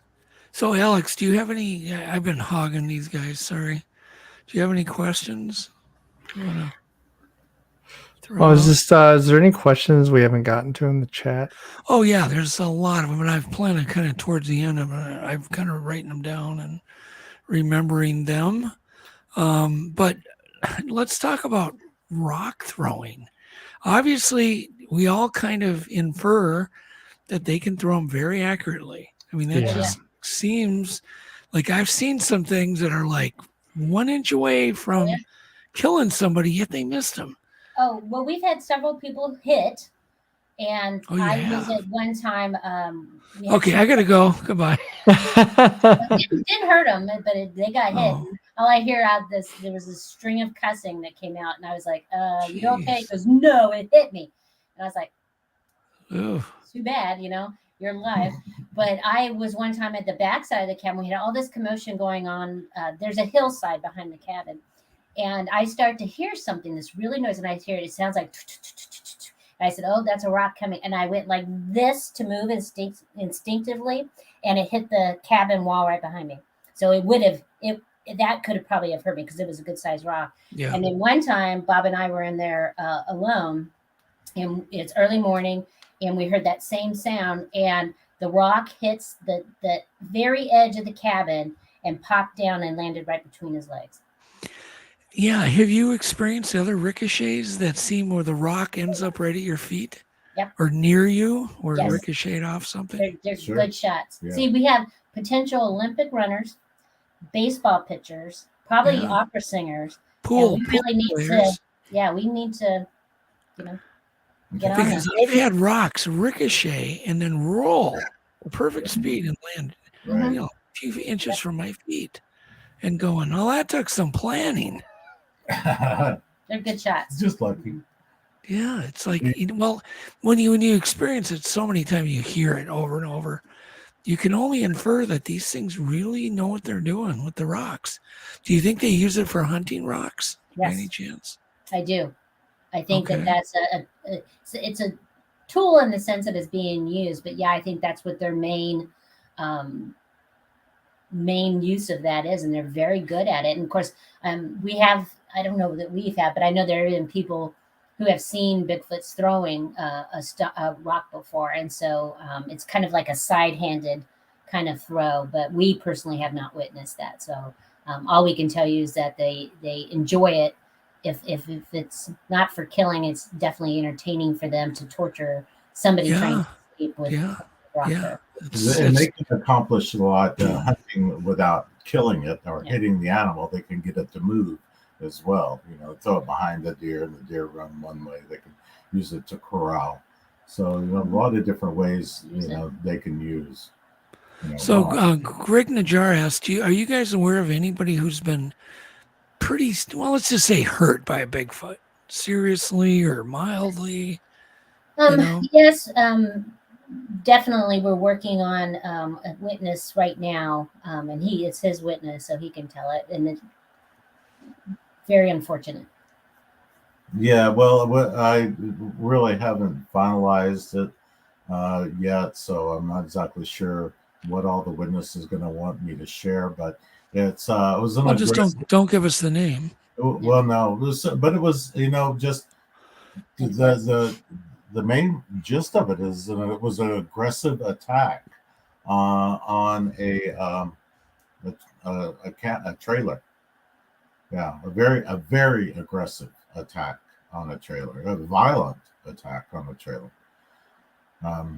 So the person wasn't hurt per se, other than probably traumatized beyond comprehension. I'm sorry, Bob, if I missed this.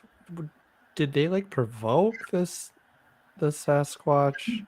Doesn't Or As far as, I have no information that happened, so I can't say one way or the other, but I have no information that anything like that happened. That he did anything. Yeah, but there it also went along with other reports in the general area of violent type activity. So I don't think necessarily that this person was singled out. I think they were in the wrong place at the wrong time. Yes. And that does go to circle back to Native Americans, is that they have, that's why the title is Giants, Cannibals, and Monsters, because they themselves reported that there were, just like humans, there were Bigfoot that were just absolute jerks. And, Native Americans, especially in my area, would talk about this really dangerous, mean Bigfoot that lived in the county over, and they acted differently when they're over there because it was so aggressive. You couldn't get along with it. And he would try to do things on purpose. And so there's plenty of examples of that where, he's essentially the creator of humans to the Yokuts. But then he's greatly hated one tribe over because of how it behaves. And it's probably because they're different Bigfoot and they have different personalities. And different names. And different names. They have different names for the jerks. Yeah, so the natives actually thought that Bigfoots would eat children and Mhm. people. And Yep. so, do you think, now, obviously, we don't know for sure, it's speculation, but do you think it's possible that some of the missing people that go, missing in forested areas where, like my son just camped last year, where a man went missing in the BWCA, they only found his wallet. My son camped in that exact spot. It's only one camping spot. Camped there, did a couple of wood knocks. That's it. Went to bed, and their tent got attacked. Oh wow. With big rocks. And they recorded all this on an audio recorder. And there was wood knocks going on all over. One's answering.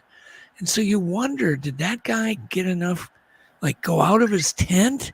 It's quite possible. Of course, just to caveat that, I think the vast majority of missing people are in the forest, or because they're not skilled in being in the forest environment. They think they can find their way back to their campsite when they can't read a compass or use a compass. But I know I had an experience. I used to, the Tahoe Scream, which you may be aware of, came from the Lake Tahoe area. And my best friend and her brother and myself, her name is Mantra, were call blasting in this location where this sound had been recorded. And I got actually it's kind of how we fell in love, was over this. But I had played it, and something responded back very, very hostily. And then we hear this huge crashing noise, and so close to us that we were like, I think we're pushing our luck. Let's just calm down for the night. And the next morning, we found a tree about this big around, broken and wrapped around another tree.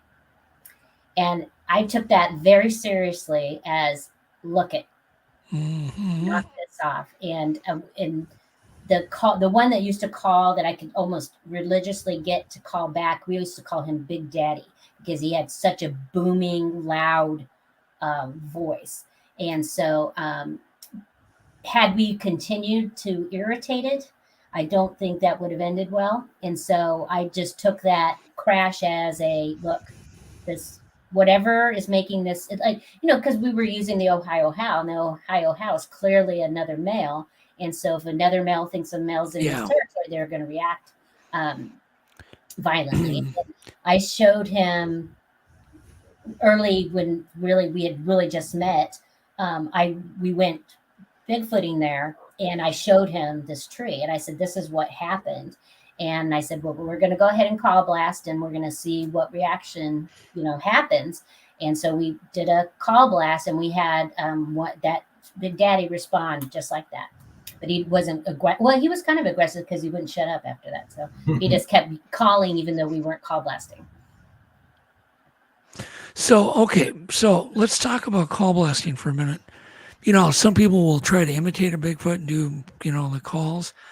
Personally, I don't think that works, but I think it does work when you're playing their own, something we suspect, like the Tahoe Scream, or the Ohio Howls. That's when I've had results, when I'm playing an actual, scream from something. And don't you think that's good advice for everybody? Don't try to scream with your own voice. We sound human. Yeah, right. What's so intimidating about a puny little human? Yeah. So I don't personally believe it is effective. Yeah. When I've used, or Bob and I have used, the Ohio Howl or the Tahoe Scream, has been effective. Not every single time. No, of course not. But we've never gotten. I don't know that we've even ever tried to use our own voices, because it's just, we're not going to pull that one off. We do wood knock and that kind of stuff, but it's I think they're just more effective because it carries a longer distance than we can. Plus, it's something, especially if you get it through the trees and it doesn't come, just enough where the Bigfoot can hear it and goes, oh, what is that? Who is that? I think that's when you get a reaction. And what is with that Tahoe Scream? Only because it's so high pitched. Well, it's so bizarre. The original recording, which I have, is a mom and a baby calling to each other. And that, in a lot of ways, that's, of course, hearing it live is much better than hearing it on the tape. But it's a female going, oh, again, I'm the one saying it's female. I don't know that it is, but the Right. voice was much higher pitched, and she's going la like this, and he goes ah, and then she goes la la, and he goes ah. So I think it's mom. Where are you, little baby? And the baby goes, I'm over here, mom. And mom goes, okay, and I think that's how they communicated with each other, because there wasn't any fear of them getting caught in that location. It was pretty wild out there. Is that something that I could listen to sometime, Kathy? I would have to ask the person who recorded it. Sure, so I have sure. it. It's not very. The Tahoe Scream itself is enhanced and we couldn't salvage Right. her because the distance wasn't usable. Yeah, I got you. Yeah. Super interesting, though. It's super interesting. Let's see here. We covered rock throwing. What about cabin banging? How violent have you guys experienced the cabin getting shook or banged on? Because that's really scary. Yeah, it can be unsettling. That's nicely put, Bob. Yeah. Well, it's more unsettling for some of us than for others. Like me. Well, I would like to reiterate the cabins that we were staying at in Area X. This is all off the grid. There's no electricity. There's no running water. It's like Gilligan's Island down there. It's you're totally on your own. What you bring in. That's right. So when the sun goes down, it gets dark, really dark, because you're under a very heavy canopy, and a lot of times, moonlight has its trouble getting through there. So, about 9 o'clock, 10 o'clock at night, if you don't have some type of illumination, then stuff gets very close. It feels comfortable for animals to get very close, all animals, to get very close to the cabin and to you. So, we've been encroached by, smaller animals as well. We go inside the cabin, and usually, it doesn't happen immediately. And it's like just about the time everybody gets done talking and settled down, and then you got to get to rest a little bit, then wham! Some of them are loud, just some of them are softer. I think maybe the personality of whatever it is that's slapping it is great fun, and then waiting for some type of reaction. And you can run outside all you want to. You're not going to see anything. We would go out in the beginning. We would go every single time, Wow. go all the way around the cabin. There's nothing there. You don't see anything. It's just like. Yeah, you can't. Your eyes aren't even adjusted. But What? But one time we had a cat slap so hard that I could actually see dust particles from the ceiling from the roof coming down on us. It loosened up, and that was a heck of a slam. Yeah. Wow. And we actually one time had them come up on a porch too, and the whole cabin went. Oh yeah, it creaks the entire cabin, shifts, and of course all the dust falls down from the ceiling. And Are you sure they weren't trying to lift it? it went down. It didn't go up. Yeah, it was when we could feel where it was coming. Okay. That we knew that it went. Gosh. But that magic rock was going to save us. So. Yeah, and we've had we've had the windows encroached. We've had a trauma surgeon that's a member of our group was sleeping next to a window, and the screen was torn at the top, and it got pushed all the way down, and he got. Well, if you ask him, he was molested, but I'm not exactly sure what all happened in there. But it gave him quite a start, and A hand had reached through. It got groped to some extent. What extent, we'll probably never know, but for sure. And we got hair, retrieved hair off of that screen, and that's went to Dr. Sykes, Yep. and it got lost. It was never returned, and even though the member of the group that sent it to him got credit in his paper, it was never linked up to. That was a flawed study. I'm going to say it was a flawed study. Yeah, I think so too. Very flawed. Well, they didn't they didn't even do the morphology on anything. They didn't look, you know what I mean? They were Yeah. doing DNA tests on raccoons. Like, well, you would think you would weed that stuff out first. So, and of course, Brian's no longer with us, I guess, what I've heard. Yeah. Yeah. Unfortunately. Okay. Somebody had asked about, just hang on here. Oh, do you have any wild, Mike Ann asked, are there any wild horses in that area? I wouldn't think there would be, but. No, we saw one once. Oh, you did? Yeah. It wasn't wild. It was a horse somebody let It go. was shot. It was either escaped, Or, ran away, or they let it go. yeah, or they let it go. But it was shot. Okay, so it did have horseshoes on. Okay. Yeah. Okay. Interesting. I was trying to get to some of the audience questions. It's kind of hard. I wish everybody had put them in caps, so guys like me, old guys like me, can read them properly. Well, I saw one float there asking if it was a camper, and yes, the answer is yes, it was a camper. Oh, okay. Oh, the other one was like you're the one sighting with the juvenile. I would imagine that thing caught you off guard and you didn't have a camera in your hand, is my guess. No. Yeah. Doesn't it just people think it's so easy to get footage. And you're just as freaked out as you could be when you're seeing something. You don't Well, even think of I it. wasn't freaked out. I was going to get him. But, Yeah, it sounds like it. It sounds but like no, it. I didn't have a camera. And really, even if I had maybe if I had the video camera that he was taping us on already in my hand, I would have, and running, then I would have caught something. But it was so fast, there just wasn't. Have you ever thought of getting an old spring wind instant on film camera that you can just pull the trigger and there's no focusing, nothing? No. You should, guys. I mean, to me, that would be the ideal thing to have at Area X, because a lot of our folks have GoPros on their heads. I know, but they take forever to get going, and they're always off, and they're out of the memory card when you need them. Exactly. But a film wind camera is fully wound, and it's just there when you really see it. Squeeze the trigger, and you're done. Just like Patterson. Yeah, I'm not entirely certain it would have picked. I don't know. I mean, it's always who knows kind of thing, So. No, I realize, but man, you can buy film still at Walmart. You can get those cameras for 16 millimeter camera for $50.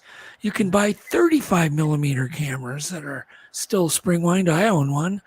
It's a spring wind 35 millimeter camera. It's amazing. We do have people in there that are professional photographers. It doesn't matter, because you can only get a video camera on. It takes forever. You got menus that coming up. You got the on button. You got batteries that go dead. No, we call them the camera crew, and I can't tell you what they have, but that's their job is the photography and filming. Well, it would be. Professionals. Yeah, but a spring wind is still. I'm telling you, it's the way to go for these instant situations that come up. It's just, I think it would be really, really handy there. I don't know. For $50, you guys can be fully equipped. Do they sell that film still? Oh, you can still get it at Walmart. Yeah. Really? 16 millimeter. 16 millimeter. You can buy it right at Walmart. Yep. Just go Walmart online. As soon as you get off, you'll find it there. It's cheap and still there you go. Done that. Yep. There you go. It's a nice thing because you never have to worry about batteries. You don't have to worry about focusing. You don't have to worry about nothing. Just get a simple 16 millimeter, put it on infinity, load it, have it wound, and just have it sitting there somewhere. It can sit there for 10 years. Still good. Pull the trigger. It's going. We're on it. Yeah, that's my only advice I'd give you guys. We're on it. Yeah. We will check it out. We're serious about this. Yeah. Get a poster for it. Yeah. And you just go on like eBay and look for I own 150 of them. Dang. And if they weren't all inside, we ain't been against you. I should just send one to you. I should go into my tubs. I have just a whole warehouse full of these things. Wow. But you can get them on eBay for $10, $15, $20 sometimes. Jeez. Sold. 60 millimeter cameras, because you just you don't need like a real high quality one with a bunch of fancy stuff. Just spring, just like Patterson had, just a. Yeah, well, yeah, that film has been very well received by the skeptics. Well, yeah, but I'll tell you, it's pretty damn good footage too. Well, The it best is. out there. Well, if you It is, but and look at the cleaned up version, it's pretty amazing. It is. The new. So if you can get footage like that from some reputable people, you'll really have something. That's my feeling. Because think about it. If the Patterson footage is the best, and that was 16 millimeter, why not just everybody carry 16? You know what I mean? Yeah. Because cell phones are a joke. That the lenses is so small. They don't let any light through, and they're so wide angle that you end up with something that's a dot. It's just a tiny little dot so far away. So anyhow. Okay. What was another thing? So we covered lots of stuff. Oh, tree structures, stick structures. Do you guys ever find them in Area X? Or have you ever found them, Kathy or Bob, anywhere? Not structures, no. Okay. No. I've seen broken trees before that really were odd. But no, I'm talking about actual like huts and teepees. Yeah, right. And, well, I found something, a nest, which I thought was a nest, but it wasn't those sticks that are in patterns. This looked like a windbreak, sort of like something had taken on private property. It didn't have any kids or anything. Taken a tree, pulled it over, put a huge rock on the edge of it to keep it bowed, and then put some sticks into the branches that were hung over to make like a windbreak or a hide. And then something had then taken needles and moss and soft leaves and put it on the inside in a very large flat area. That paper is on, I wrote a paper. It's on the BFRO website, but I took the contents of that out and then scientifically went through it looking for hairs or mites or whatever I can find. And it appears, lucky me, that we had busted the animal who was constructing it and it never got used. So it's interesting. One thing I do know in that the farther you go south, the less stick structures are. You come up here, Kathy, I could take you into new areas I've never even been and find them. Mm-hmm. They're everywhere. You go along the Minnesota River, you go along the St. Croix River. These things are complex. I mean, they're just thousands and thousands of sticks, little sticks. Yeah. Woven. That's not it. And it may be environmentally associated, because in California, at least I haven't seen things like that. It may be related to a resource that's needed, or we don't know what their construction, why they were exactly. Yeah, well, we don't even know the ones here are Bigfoot. Yeah, that's true. But what we do know is they're interesting because they're in areas that I wouldn't think any people would. Like, we found one last summer that was built in a swampy area that's always got water in it. It was right in the middle of the swamp. And I can imagine some kids going, "Oh, let's build a 1,000 stick structure in the middle of a swamp, where there's water right in the structure." It doesn't make sense to me. Yeah. And it was complex, and it was near power line cut, 2 streams that all intersected there, a railroad track. It was just literally something I went to go look because of all the corridors that led to that area. These travel ways that seem like, and to me, they look like travel ways. Yeah, I don't think water bugs Bigfoot too much. I don't think that. No, exactly. Yeah, so I always just thought, well, maybe they're deer blinds, just something to kind of stand behind to break up an outline, because so often there's a deer trail within just a few yards of the structure. That's an interesting theory. Natural deer trail, yeah. It's almost, that's like 90% of the time we see a deer trail. So, yeah, but once again, who knows? It's all speculation. So how are we doing on time, Alex? think we got Should probably wrap things up. Have you guys Yeah. on again for another episode. Yeah, no, I'd love to. It just doesn't end. I know. Did we cover any new ground, Kathy? Um, I'm hoping we don't did. know. We did. We did. And Alex says, yeah, we did. We did. I'd like to cover some new ground because I know you guys do a lot of podcasts and a lot of interviews, and you're very popular. Let's put it that way. But I would love to talk to you guys off camera and talk about Legend Meets Science and see what. Sure. If you guys are willing. Yeah. So let's plan on doing that next week if you guys got time. And Bob, you're retired. I know you got time. Absolutely, I do have time. What are you doing? What are you doing besides Bigfoot to keep yourself busy? Well, Bigfoot keeps me pretty busy. I have does, to yeah. keep everybody in line. It's a big job keeping Facebook squared away on Bigfoot. Yeah, it is. I'm right You're there. not joking though. No, I am joking, but but yeah, no, I managed to stay busy. You know, we have a little ranch here, and there's always something to do. There's always something to do. But yeah, no, I'm happy to help out in any way I can. And again, I'd like to thank both of you, Alex and Doug, for having us on, and for those of you who, again, if you're not familiar with North American Wood Ape Conservancy, please go to woodape.org and check it out. And, I think you'll find it interesting. Yeah. And then on Friday nights on the History Channel, I am on a show called The Proof is Out There, where they show us videos and pictures, and we put a scientific spin on it of what is it that you're really experiencing here. And we're filming the 4th season as we speak, but the second half of the 3rd season starts June 9th. Yeah, cool. Very cool. Yes. Congrats on that job, Kathy.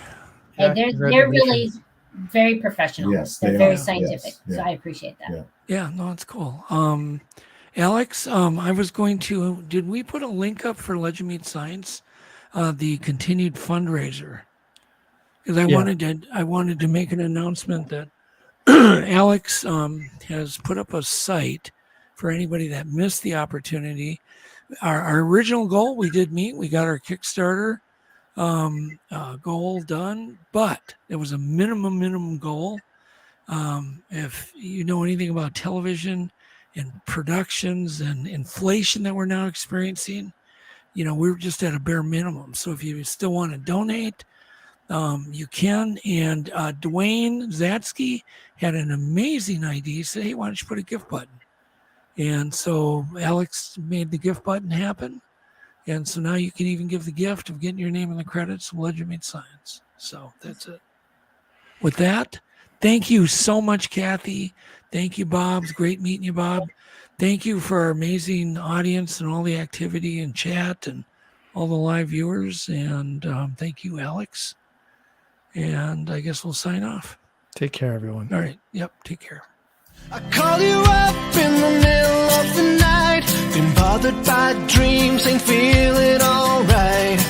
You give me comfort, say just give it some time. By the end of our talk, I'm feeling just fine. You and I will always know